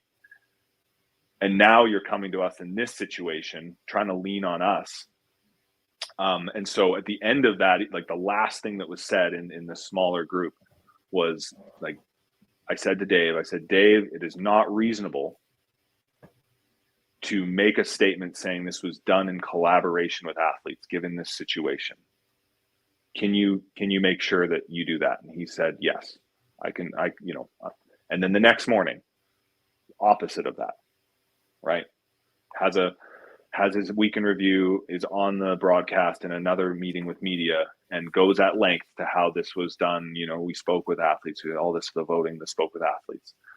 So like, where is the trust there between the athletes, you know, that have been trying to communicate professionally, privately, in a meaningful way, taking nod from other sports, organizing association, voted in by our peers, for athletes, by athletes. And then, you know, and so it's just, we worry that there'll be this, like Pat said, something will happen. There'll be some placation. There'll be some, hey, you know, we'd love to hear, and then it'll fade out again, because that's what happens every time. Something has to change. Do you, and I'm not implying that you should, but do you regret the timing of it? Like, would you, in hindsight, have asked for the first two and then waited and then asked for number three at a later stage? Or do you think, like, are you happy with the timing? Are you happy with the wording of the demands? Are you happy with the timing of the demands overall?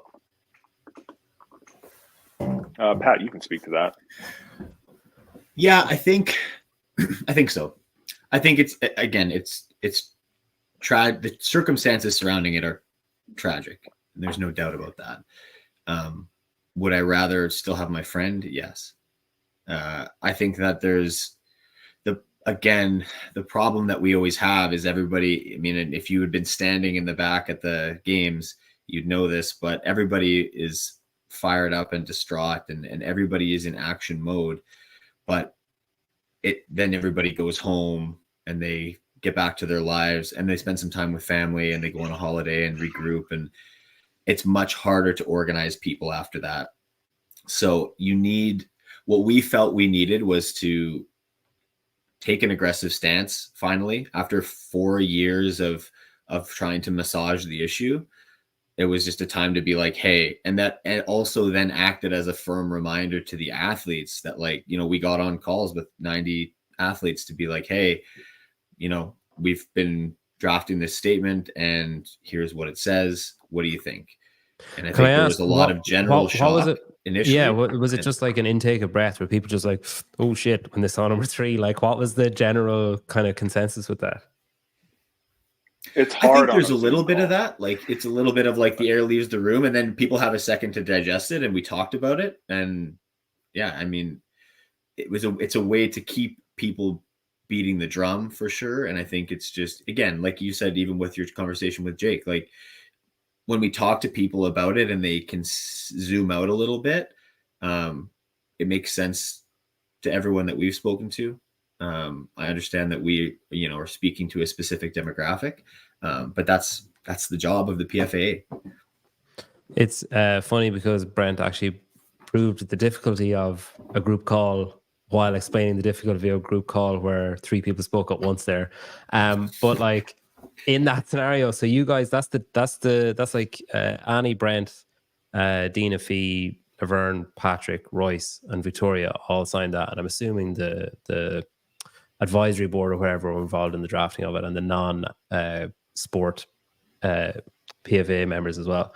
When you bring that to the group, is there a line, like, so when you say number 3 and you call it out on the calls, I think you had a couple of calls, if you had received like pushback of like, oh, hang on a minute, like, would you have responded, or is it like because that board was voted in, that's the decision that's made, and then that, like, was it a presentation or was it a collaboration, those meetings? So we expressed to them that this would be a statement that the board would take on, right? And so there's a real fear that exists, not unfounded, amongst athletes to stick their neck out for public, for public scrutiny. And, in the past, it's even, to speak out against CrossFit in a public manner, for fear of maybe jeopardizing your career in some way, whether that's, I want to be in an open announcement or something to that effect, or, I want to be on a Road to the Games episode, or I want to be, viewed favorably in media generally, in the CrossFit scene. And so, the board of directors that have been voted in, they were all unanimous. Like, we worked on this, and then we, presented it to them, and, they were all unanimous in the feeling that, like, I'm willing to do this, feeling like it's the right decision for the broader group of athletes. Part of it too is like those board of directors, they're the ones that have been on the calls these last 2 years, right? And that's an important component to this, is they've been boots on the ground. We've been having these conversations. Even if they're not on a call, we'll update them on the call after. And so they're intimately aware of, because like we said, it's not a knee-jerk, singular reaction to the death of Lazar. It's a culmination of a lot of factors. Some of those stories are public, some of them are private, regarding other athletes' treatment by the CrossFit sport team and their culture of disengagement with athlete concerns, safety and otherwise.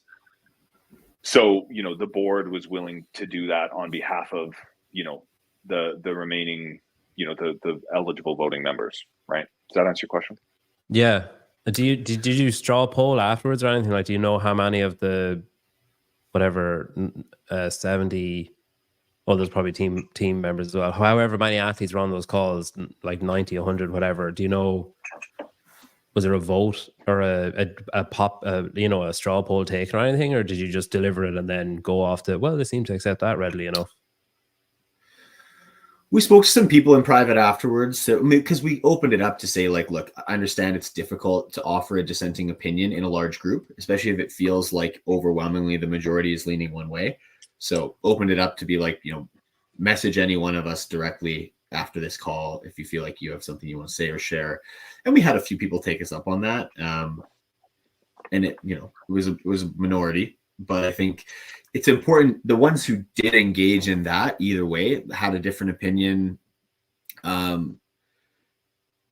They still support the PFAA, and they are willing to talk about it and share that opinion. And it's not even just on a larger scale. Like, in the future, if we can keep athletes, working together like this, like, your opinion is not always going to be the prevailing opinion, but the hope is that with enough people coming together and sharing their opinions, we're going to be able to, move the sport or move different things towards a better direction for athletes overall, right? So while you may not get your way one time, you do the next time, maybe you do the next time. But we hope that that's the case overall. And it seems that everybody who had a different opinion understands that, and everybody had a very, civil conversations about it. It's not like people were screaming up and down and trying to, like, say bad things about the PFAA afterwards. Mm-hmm. So that's very reassuring. Like, the athletes still are cooperating and collaborating really well. Everybody gets it. And I think that that's a huge step and an important piece of it. I mean, we've had some people that wish we've had some athletes that wish we had a firmer stance, and then we've had some that wish we took maybe later and softer stance. Some athletes want to make sure that, I mean, there's some athletes that said, it has to be very apparent that we don't just want this singular change. It's not just, okay, Dave Castro is, and to clarify too, it's not a removal from CrossFit Inc. entirely. If CrossFit Inc. wants him to be part of affiliates training, like that's completely fine, as that's not our area of focus. And, he's obviously has a lot of value to those places. But some, athletes, and including myself, have reached out and expressed, like, be clear that this is not the only thing that changes. It's not just, if let's say, they agreed to all three of these demands, it's like, great. And then just business as usual. Like there's this culture and this pattern that needs to be broken and changed. And then to Pat's point, people have reached out that have not agreed specifically with demand number 3, but they still want to be and are active voting members of the PFA because they believe in athlete representation, because without it, what do we have, right? We're just hoping that things go well. So you kind of alluded to it there. So there's maybe multiple, but we'll just pretend there's 3 plausible outcomes, right? So scenario number 1, CrossFit come back and say, all right, number 1 and number 2, yeah, no problem. Number 3, no. And then scenario number 2, they say, tick, tick, tick, yeah, we'll do the 3 of those things. Let's work together, whatever. And then scenario number 3, they say, like, no across the board, we're not doing any of those things. So say they say no to everything in scenario number 3. What do you do then? Like, is there, like, do you strike? Like, do you try and organize a strike with the active members of the PFA? Do you like boycott? Like, what's a demand means that there's a consequence if the demand isn't met, I guess. So, like, what are the consequences of them not being met? Pat, you want to take this one? Yeah, I mean, no, I don't believe that's actually technically what a demand means also. But I do think that, let's say they'd say no to all. Yeah. I think that's a terrifying look for that company on the whole. And I think that if you're just like, nah, safety, nah, transparency, nah.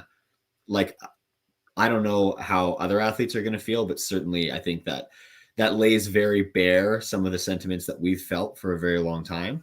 And I have a hard time seeing people get on board with that. I think you're going to have a lot of trouble getting affiliates on board with that, I think that's going to be very harmful for their image. So I don't even see that as a real possibility, to be honest.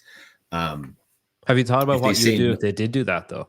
If they did say no, would you be like, all right, well, I'm not doing CrossFit anymore? I think that we're pretty committed to not asking athletes. We're not leaving athletes out in the cold. So I think that what we want to do is, partly with what we're doing with partnering with other events and speaking a lot with event organizers and creating good inroads, is trying to create really good, high value, safe competitions elsewhere, where athletes can still compete and earn a living. We love the sport. The sport's going to continue to exist regardless of whether, if the CrossFit Games dissolves next year, like the athletes will still compete in other events.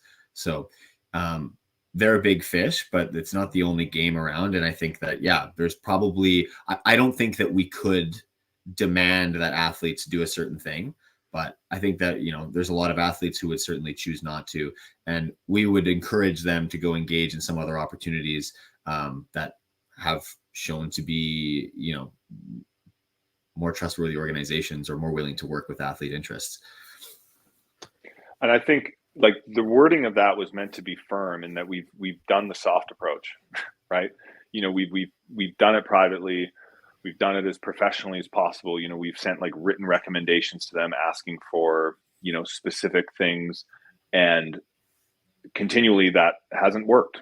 So we're working on this firm approach, and we're continuing to, spend a lot of time speaking with athletes, understanding their concerns, and like the ball's in their court. It's very much, all right, like this is where we're at, right? And this is an opportunity for them to signal to us as a group of athletes, like, okay, are you listening? Like, are you willing to consider athlete safety and understand that there's this pattern of behavior, that there's this consistent, like, you're just not wanting to listen at all regarding anything.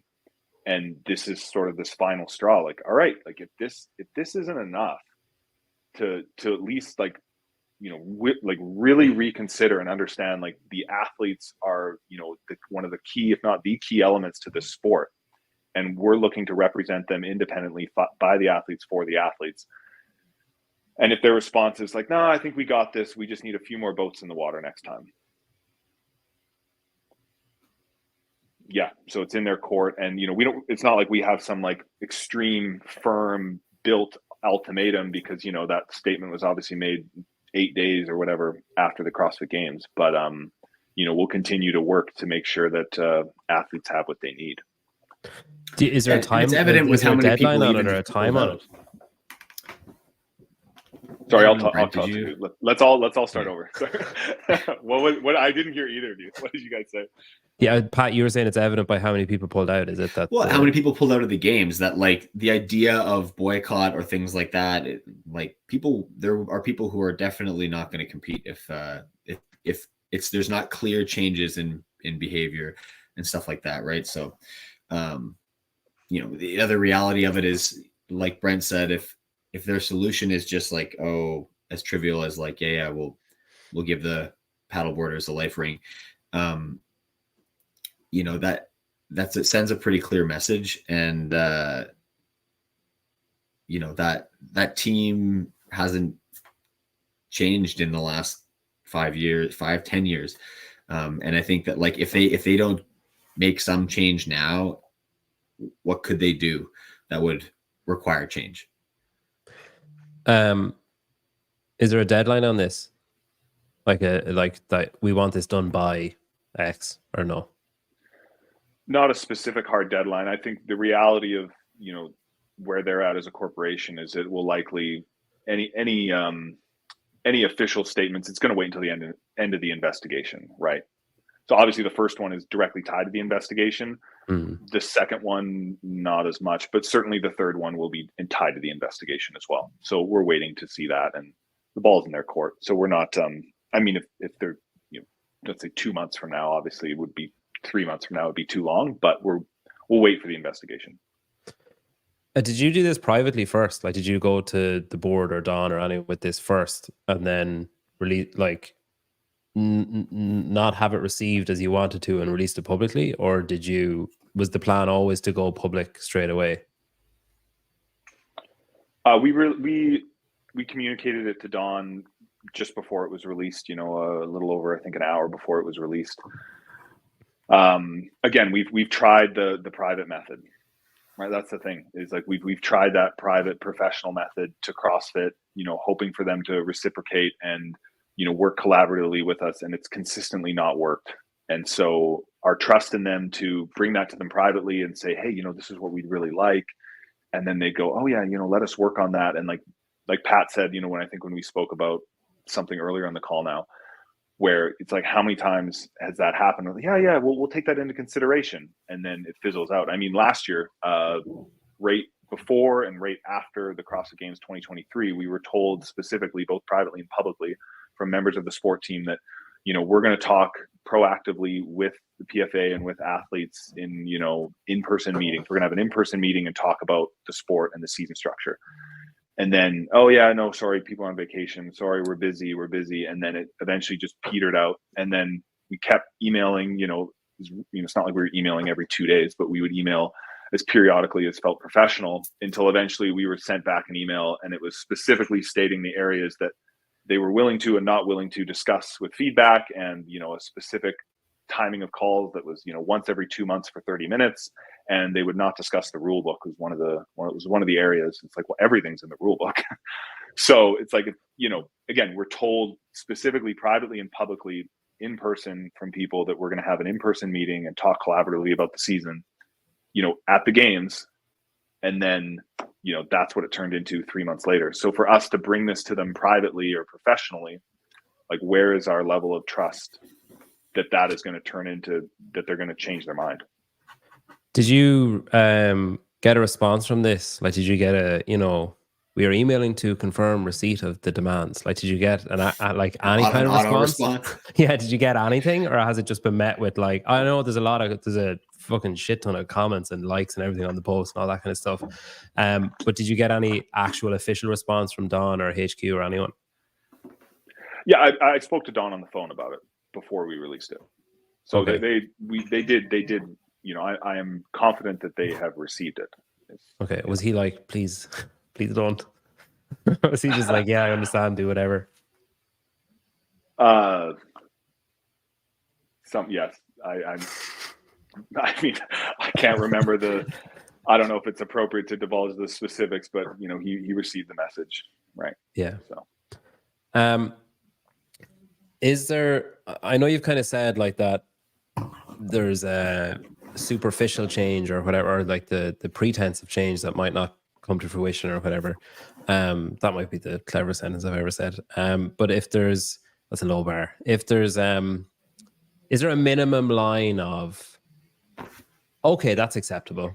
Like, okay, they're not willing to do any of the three things that we've said, but they are willing to do this, this, and this, or they are willing to do a monthly meeting of, 1 hour with like whatever board members and Dave and Boz or whatever. Or, okay, they're not willing to do our three things, but they are willing to do these 6 things, and they're all different. They are willing to let us see the rule book now. Like, have you guys thought of a minimum requirement that you would receive back to be like, okay, it's not what we wanted, but it's progress, so let's push forward? we want to see what they think is appropriate, I think, is my quick answer to that. Like, we certainly have internal ways that we would love to, have collaborative, meaningful interaction. But I think it's important at this point, like, okay, what is it that CrossFit Inc. feels is appropriate for this sport to continue? Pat? Yeah, and I think action is important. Like the calls. To be honest, I'm kind of done with calls. There's zero commitment to anything that ever gets done on the calls. Like, we've been doing it for 4 years and have zero to show for it. So I just feel like that in the absence of some firm action, I don't think it does anything to restore trust from the athlete side. Like, there is so little trust right now from the athletes. And I think I say that broadly, like from the athletes competing at the games level, high semifinals level. I think there's still a lot of people who love and would follow Dave to the end of the earth. But I think those of us who are in the back in those competitions, it's very, very difficult to trust anything that they say anymore. So we need to see a little bit of doing before those bridges are going to start to get mended. Leon says, what a bunch of nothing this was. Snooze fest. Chat was 1,000% more interesting than the interview. Thanks, Leon. Yeah. Sorry. We're all going to get naked in about 15 minutes. I bet you the chat was a gong show. So if you're just here for blood sport, I bet you the chat was awesome. But that's the problem. I think what's challenging, right, is like, it's not just this clear, okay, Lazar died and, this is the immediate reaction. It's like, we're professionals working in an industry that have been constantly trying to improve our industry, and not just for ourselves, right? For the next generation of athletes, for the fans of the sport, right? There are meaningful changes that we've been looking for that would benefit this sport. And, and that's anyone who's listening here, right? They want the sport to improve, and right. And that's what it's about. So I don't know, maybe this chat was a snooze fest. I'm not sure what more they want us to say. But like, we care about this, and between Annie, Pat, and myself and Royce, there's a lot of experience there, and, we're willing to volunteer our time to make that happen. And it just continually kind of falls on deaf ears. Right. And so it's like, if this isn't a good reason and an opportunity for change, there's just so much untapped potential with this sport that we love so much, right? Like Pat and I, sorry, I don't know why I'm getting this of all things. I'm not getting that emotional, but I'm just really tired. I haven't been getting very good sleep. Yeah, I mean, if this isn't an opportunity to change, when is it going to be? And not to use this as some, like, again, opportunity might seem like a dirty word, but You know, I mean, every sport goes through an evolution where athletes try to take control, and not control from a selfish standpoint, but legitimately, like, when are you going to listen to athlete concerns? And there's just I mean, there's a lot of, and that's a part of it too with the board, is like, there's a lot of private stories that aren't our stories to tell. And this is like, I realize this is very vague and self-serving, that it might come off that way, but like, there are a lot of stories that would make people tear up that have happened at the games and at the regionals and the semifinals for, you know, over a decade. And you know, the people that need to know those stories, right? Like, Don knows those stories. And would they ever go public, do you think? Like, say if they said like, nah, we're good on demand number 3, you can get stuffed, would you guys be like, all right, well, here's a dossier of like 40 examples that we've held that we didn't want to release? We would not, unless the athletes whose stories they are chose to reveal them. I think another thing that the PFAA does is acts as a bit of a shield for athletes from that, because the problem is, look at the comments, look at the chat right now, probably look at the comment sections on the post. Like, it's toxic. Like, there is so much malevolence, and people want to just absolutely tear people down. So to expose people that way is unfair to them. And, you know, I'm happy to take a few bullets if people want to send me DMs and be mean. Like, I'm all right, I'm good. But I think there are athletes who are not. And, you know, we have like teenage women coming up in the sport that are just going to get absolutely hammered. Like, come on. Like, you just got to be careful about who you're actually pointing your fingers at, right? And so I think part of it for us is like, those aren't our stories to tell. We absolutely wouldn't do that. If those athletes or those stories became public by the people who have the rights to them, then that's their decision, and we would support them in any way we could in that respect. But yeah, it's hard, right? Like, we're sports entertainers trying to improve our work environment, right? Like, if you were working in a factory and like, you're like, hey, I think we should be wearing helmets, and the employer was like, nah, we can't afford helmets, like, just, you know, get fucked. Like, that's not okay.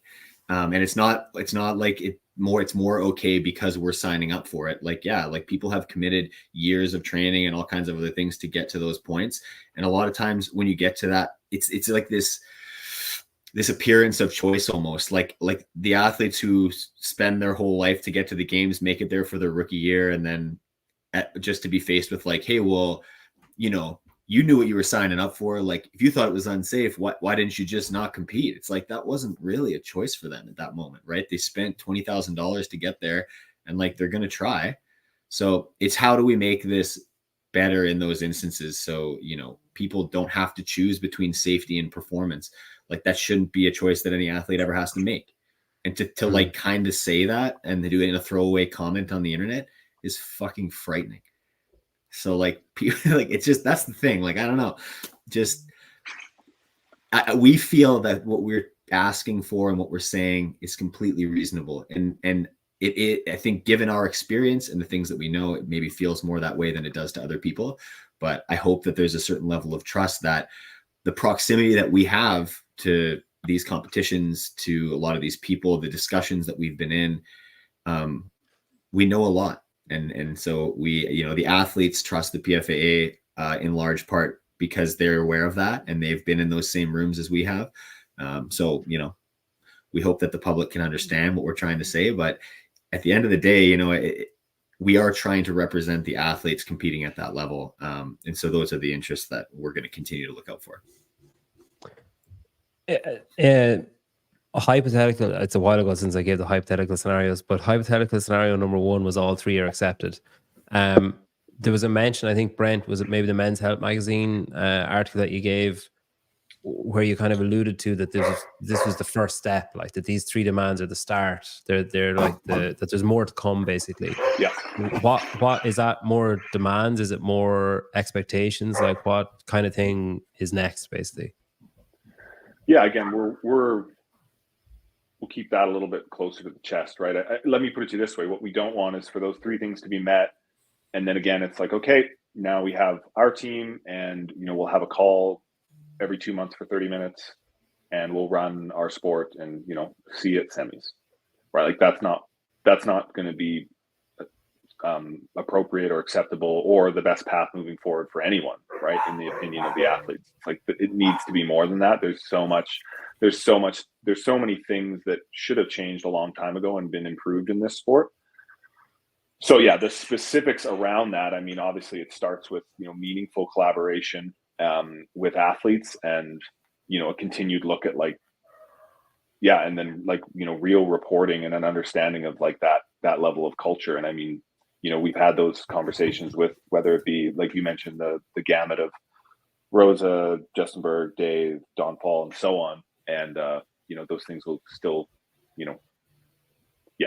I don't know. That wasn't my best answer of the podcast, but there's more, right? There's more. You mentioned there the different people. It reminded me of a question I had a while ago. So 4 years roughly, no, 2.5 years roughly, the PFAA have been officially in situ or whatever. And for half of that time, Dave wasn't there. It was Boz, not Dave, that was in charge in whatever 2 years ago. And he was back last year in kind of a vague capacity. I don't really know what. He was around anyway, but he wasn't at all involved in, say, 2022. Was there a noticeable difference that year that has led to number 3, Dave being removed, being more of an urgent demand? Are you thinking when Boz was in charge, it was totally different? Or is that a moot point because it was the same team and the same culture you feel was present? I think that it's hard. I would say this. I do think that when he came back, the frequency and seriousness of the calls dwindled significantly, the length of the calls, but I can't correlate that exactly to him coming back, because it's also the time stretch. If you're doing 2 years of something and it's you're not really getting much back, I think the interest from the team on the whole was dwindling. So they were giving it less effort and energy regardless of his return. So I don't know if that was if he had anything to do with that, to be honest. But they definitely, at that point in time, things were starting to become more dead-endy. Yeah, it's not specifically about Boz or Dave or comparing those two. Again, obviously Dave is part of the set of demands, but he's the leader of the team. He's the leader of that culture. And it's a signal of willingness to really consider and start to bring in athletes. It's about a professional approach, right? Have you thought about unionizing, as in putting dues or whatever, rates or dues or whatever in place, in that there'd be more? I can talk about that. Yeah. So, I mean, unionizing again is for, employees of a company. And so, we're an association which looks out for the interests of, contractors in a similar industry. So yeah, we've floated the idea of raising money. I want the athlete's voice more than I want their money, right?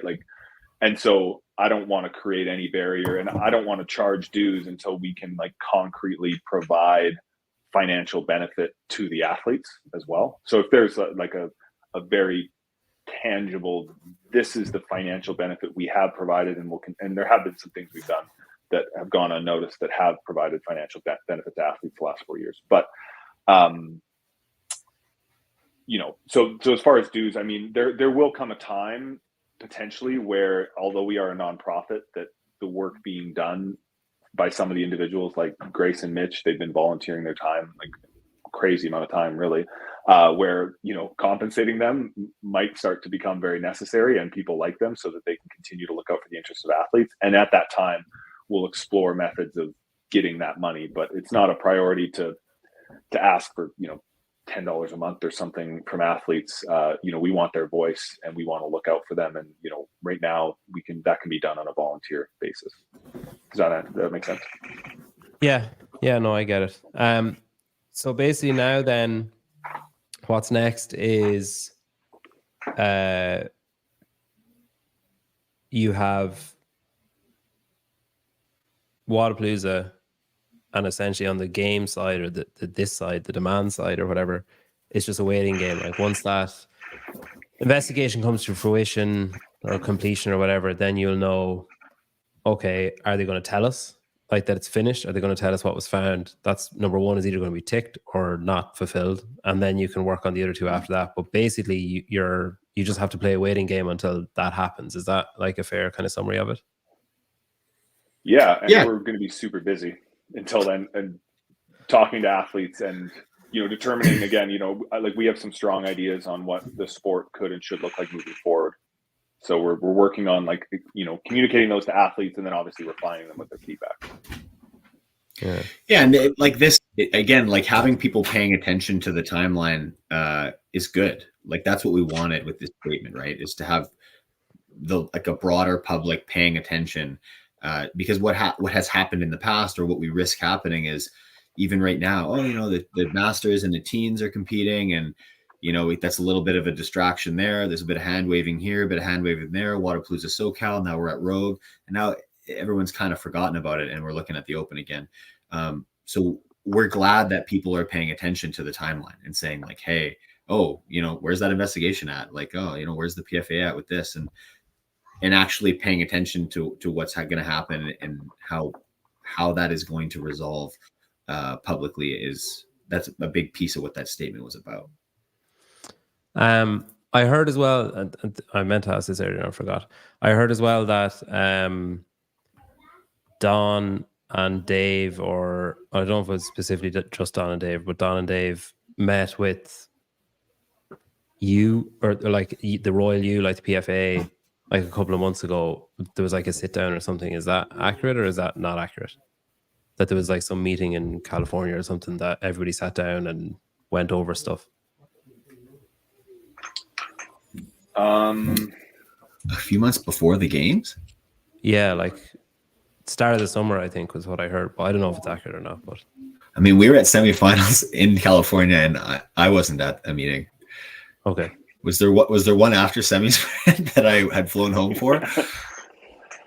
I mean, not anything related to anything about the games. Yeah. Have they always been emails? Like, has it always been email back and forth, or has there ever been, or maybe like online calls or whatever? Has there ever been actual sit down at a table discussion, or has it always been like an email and a reply, or a group call and then a phone call maybe or something? Or has there ever been like a table meet? Oh, sorry, I lost focus there. Is Pat? Oh, he's not dead. No, he's okay. I'm sorry. I have to plug in my computer. Okay. Oh, that should. Hold on. I need to. Sorry, I'm gonna get some water here too. This went far longer than I had expected. You'll hear me. Yeah, I'm not peeing. Sorry. So you're asking if it had been primarily emails or things like that in the past? Yeah. Is it more in-person meetings? Has there been, like in-person meetings historically over the last couple of years, or has it always been an email back and forth, maybe a quick phone call or a half-hour phone call, maybe a half-hour group call, but no actual physical sit down? With the games team, it's generally been scheduled calls that are like video calls like this. There have been a couple of in-person meetings, not full ones with the full team. We've had a couple, I think I've had an informal meeting with Don before. Last year after the games, there was a large meeting with most of the athletes that were at the games with the PFAA, and Don came there for a little bit. Yeah, he was a member of the team. Yeah.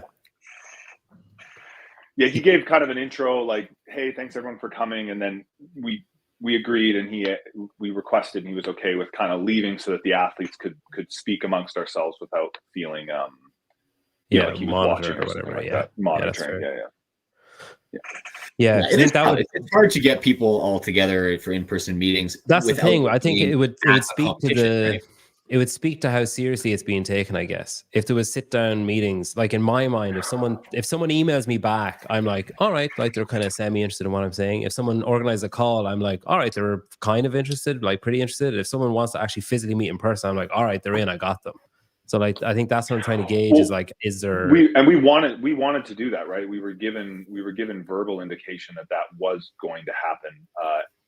right around before and after during the 2023 games. And then, like we said, it just never did. And we kept, hey, how's it going? When are we going to? Yeah. And we would obviously, I think ideally, like enough of us are around, and even people that are members that are not in the executive board or whatever, like there's enough athletes in the voting group that if you're at an open announcement or like any semifinal, there could be informal meetings between the games team and throw together a small group of athletes, or if they're willing to speak, have like a larger forum. There's lots of opportunity throughout the year. It's hard to just in the middle of an off-season period be like, hey, can everybody fly out to Colorado? That's obviously quite a big hurdle, but there are opportunities, and I think they did something like that in October of 2020 with Rosa. He held something like that. I think Chandler was there, and this was publicly known. A few people met in Boulder, and I think the thought was it was going to be quarterly or semi-annually, and the one meeting went, and it was. I wasn't at the meeting, so I can't. I joined in on Zoom and watched the in-person meeting for the bits that I was invited to. So that was on a big screen or a small screen? Just imagine like a laptop in the corner. No, I had they sent in an assistant who held up an iPad over their face. Yeah, that's fair. A tall and then guy. I would give him instructions to like shake people's hands. And not him. Don't shake his hand. So if I was to summarize then, because I'm conscious I have kept you for I know you're both dads as well, and so am I, and I can hear someone's kid crying, and I don't know if it's in my headphones or through one of yours. We'll all just pretend we don't hear it. Yeah. Just stay here for another 4 or 5. My kids will be asleep soon. It's fine. So it's I guess a pattern of ignore. I don't want to say ignorance because I'm of being ignored or feeling ignored. A pattern of the kind of unhappiness with the culture. A pattern of feeling like there's progress being made and then it's pulled back, and it's just there's no consistency with it. And then years of a culture of fear, I guess, where there's specific examples that are known by Don and by the sport team and by the athletes that are directly involved in, I guess, the PFAA, but we don't know them, I suppose, of things that have happened, or at semifinals, at regionals, whatever, at the games, that are a fair display of what the culture is, and then all of that has basically come to a head with the tragedy around Lazar, and that now is the time to act based off that, as opposed to it's all because of what happened Lazar. It's more like it's the death by 1,000 cuts, and that's the 1,000th one, basically. And moving forward, then it's a wait and see approach until this report comes back, or the investigation comes back, and then what response is given, and then another kind of wait and see approach, I guess, depending on what response is given, and then if those things are fulfilled afterwards. Is that all accurate, do you feel? Yeah, I think pretty much. We could have that would have made the podcast a lot shorter. It could have been 2 minutes 37 seconds instead of 2 hours 2 minutes. But yeah. But no, I think generally speaking that covers it, right? It's this, and I think what's I would challenge. It's not something imagined by us, right? It's a willful disengagement, and I think for people that have been involved long enough, they can attest to that. The coaches and the athletes that have been around frequently, it's not. It's one of those things. Like, if everyone senses it and everyone feels it, then it's real, right? And although it's not as concrete as Dave hit me, or the sport team, stood around someone and yelled at them and bullied them. It's not, but if everyone feels that same way and knows those same things, not everyone, I understand that, but it's like a willful disengagement with safety. I mean, when you've been briefed on the swim in prior years, was the rule, if you lean on a safety raft, you're DNF? I can't remember this year, but it certainly has been told that way in the past at certain points. Yeah. Right. If that's their culture around safety, right? I mean, that doesn't seem super reasonable. If you lean on a buoy to catch your breath, it'd be like on a run, like, hey, if you stop to tie your shoe, your competition's over, or you get a 0 score on that event, or you stop to get some water, or you're overheating and you need to. It's like it's not a reasonable way to treat athletes' safety, right? So there's like real instances like that are very that are repetitive over the years, right?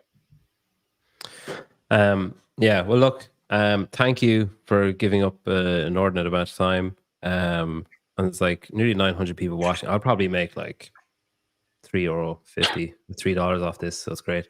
Nice. You can donate to the PFAA. Yeah, you can help offset those Oasis tickets.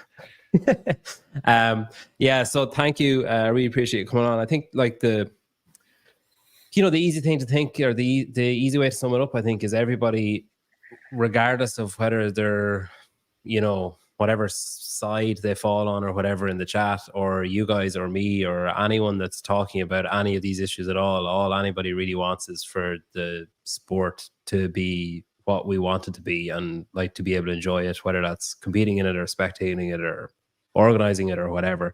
So I think there's a shared goal, and I think, I don't know, I just want to be able to go to the games next year. So yeah, I think that's a fair point. It's like we're not trying to break the sport. Like, we have obviously a vested interest in the sport being good and continuing to be good, and allowing our peers to have good careers.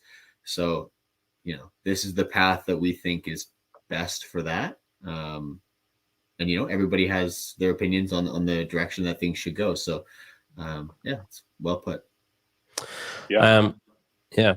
Anything else anybody wants, or are you all good?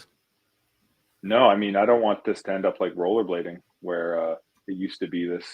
So athletes I mean, it's a weird way to end it, but there was a time where there were professional, rollerbladers doing like tricks and stuff. And then, like, if someone was to tell you that now and pull out their suitcase of, oh, this was the brand I was sponsored with, you'd be like, that sounds insane. And there's a risk of that happening to CrossFit, where, 10, 15, 20 years from now, I show someone these trophies and they're like, you got paid to do burpees? Like, yeah. And it'd be nice if, the legacy of the sport grows and continues. And so that's what we want, right? All right. Thanks, guys. Good stuff. And thanks everybody for watching. Tier Wadapalooza SoCal, 20% off your tickets because it's Labor Day. There you go. Enjoy if you're going to that.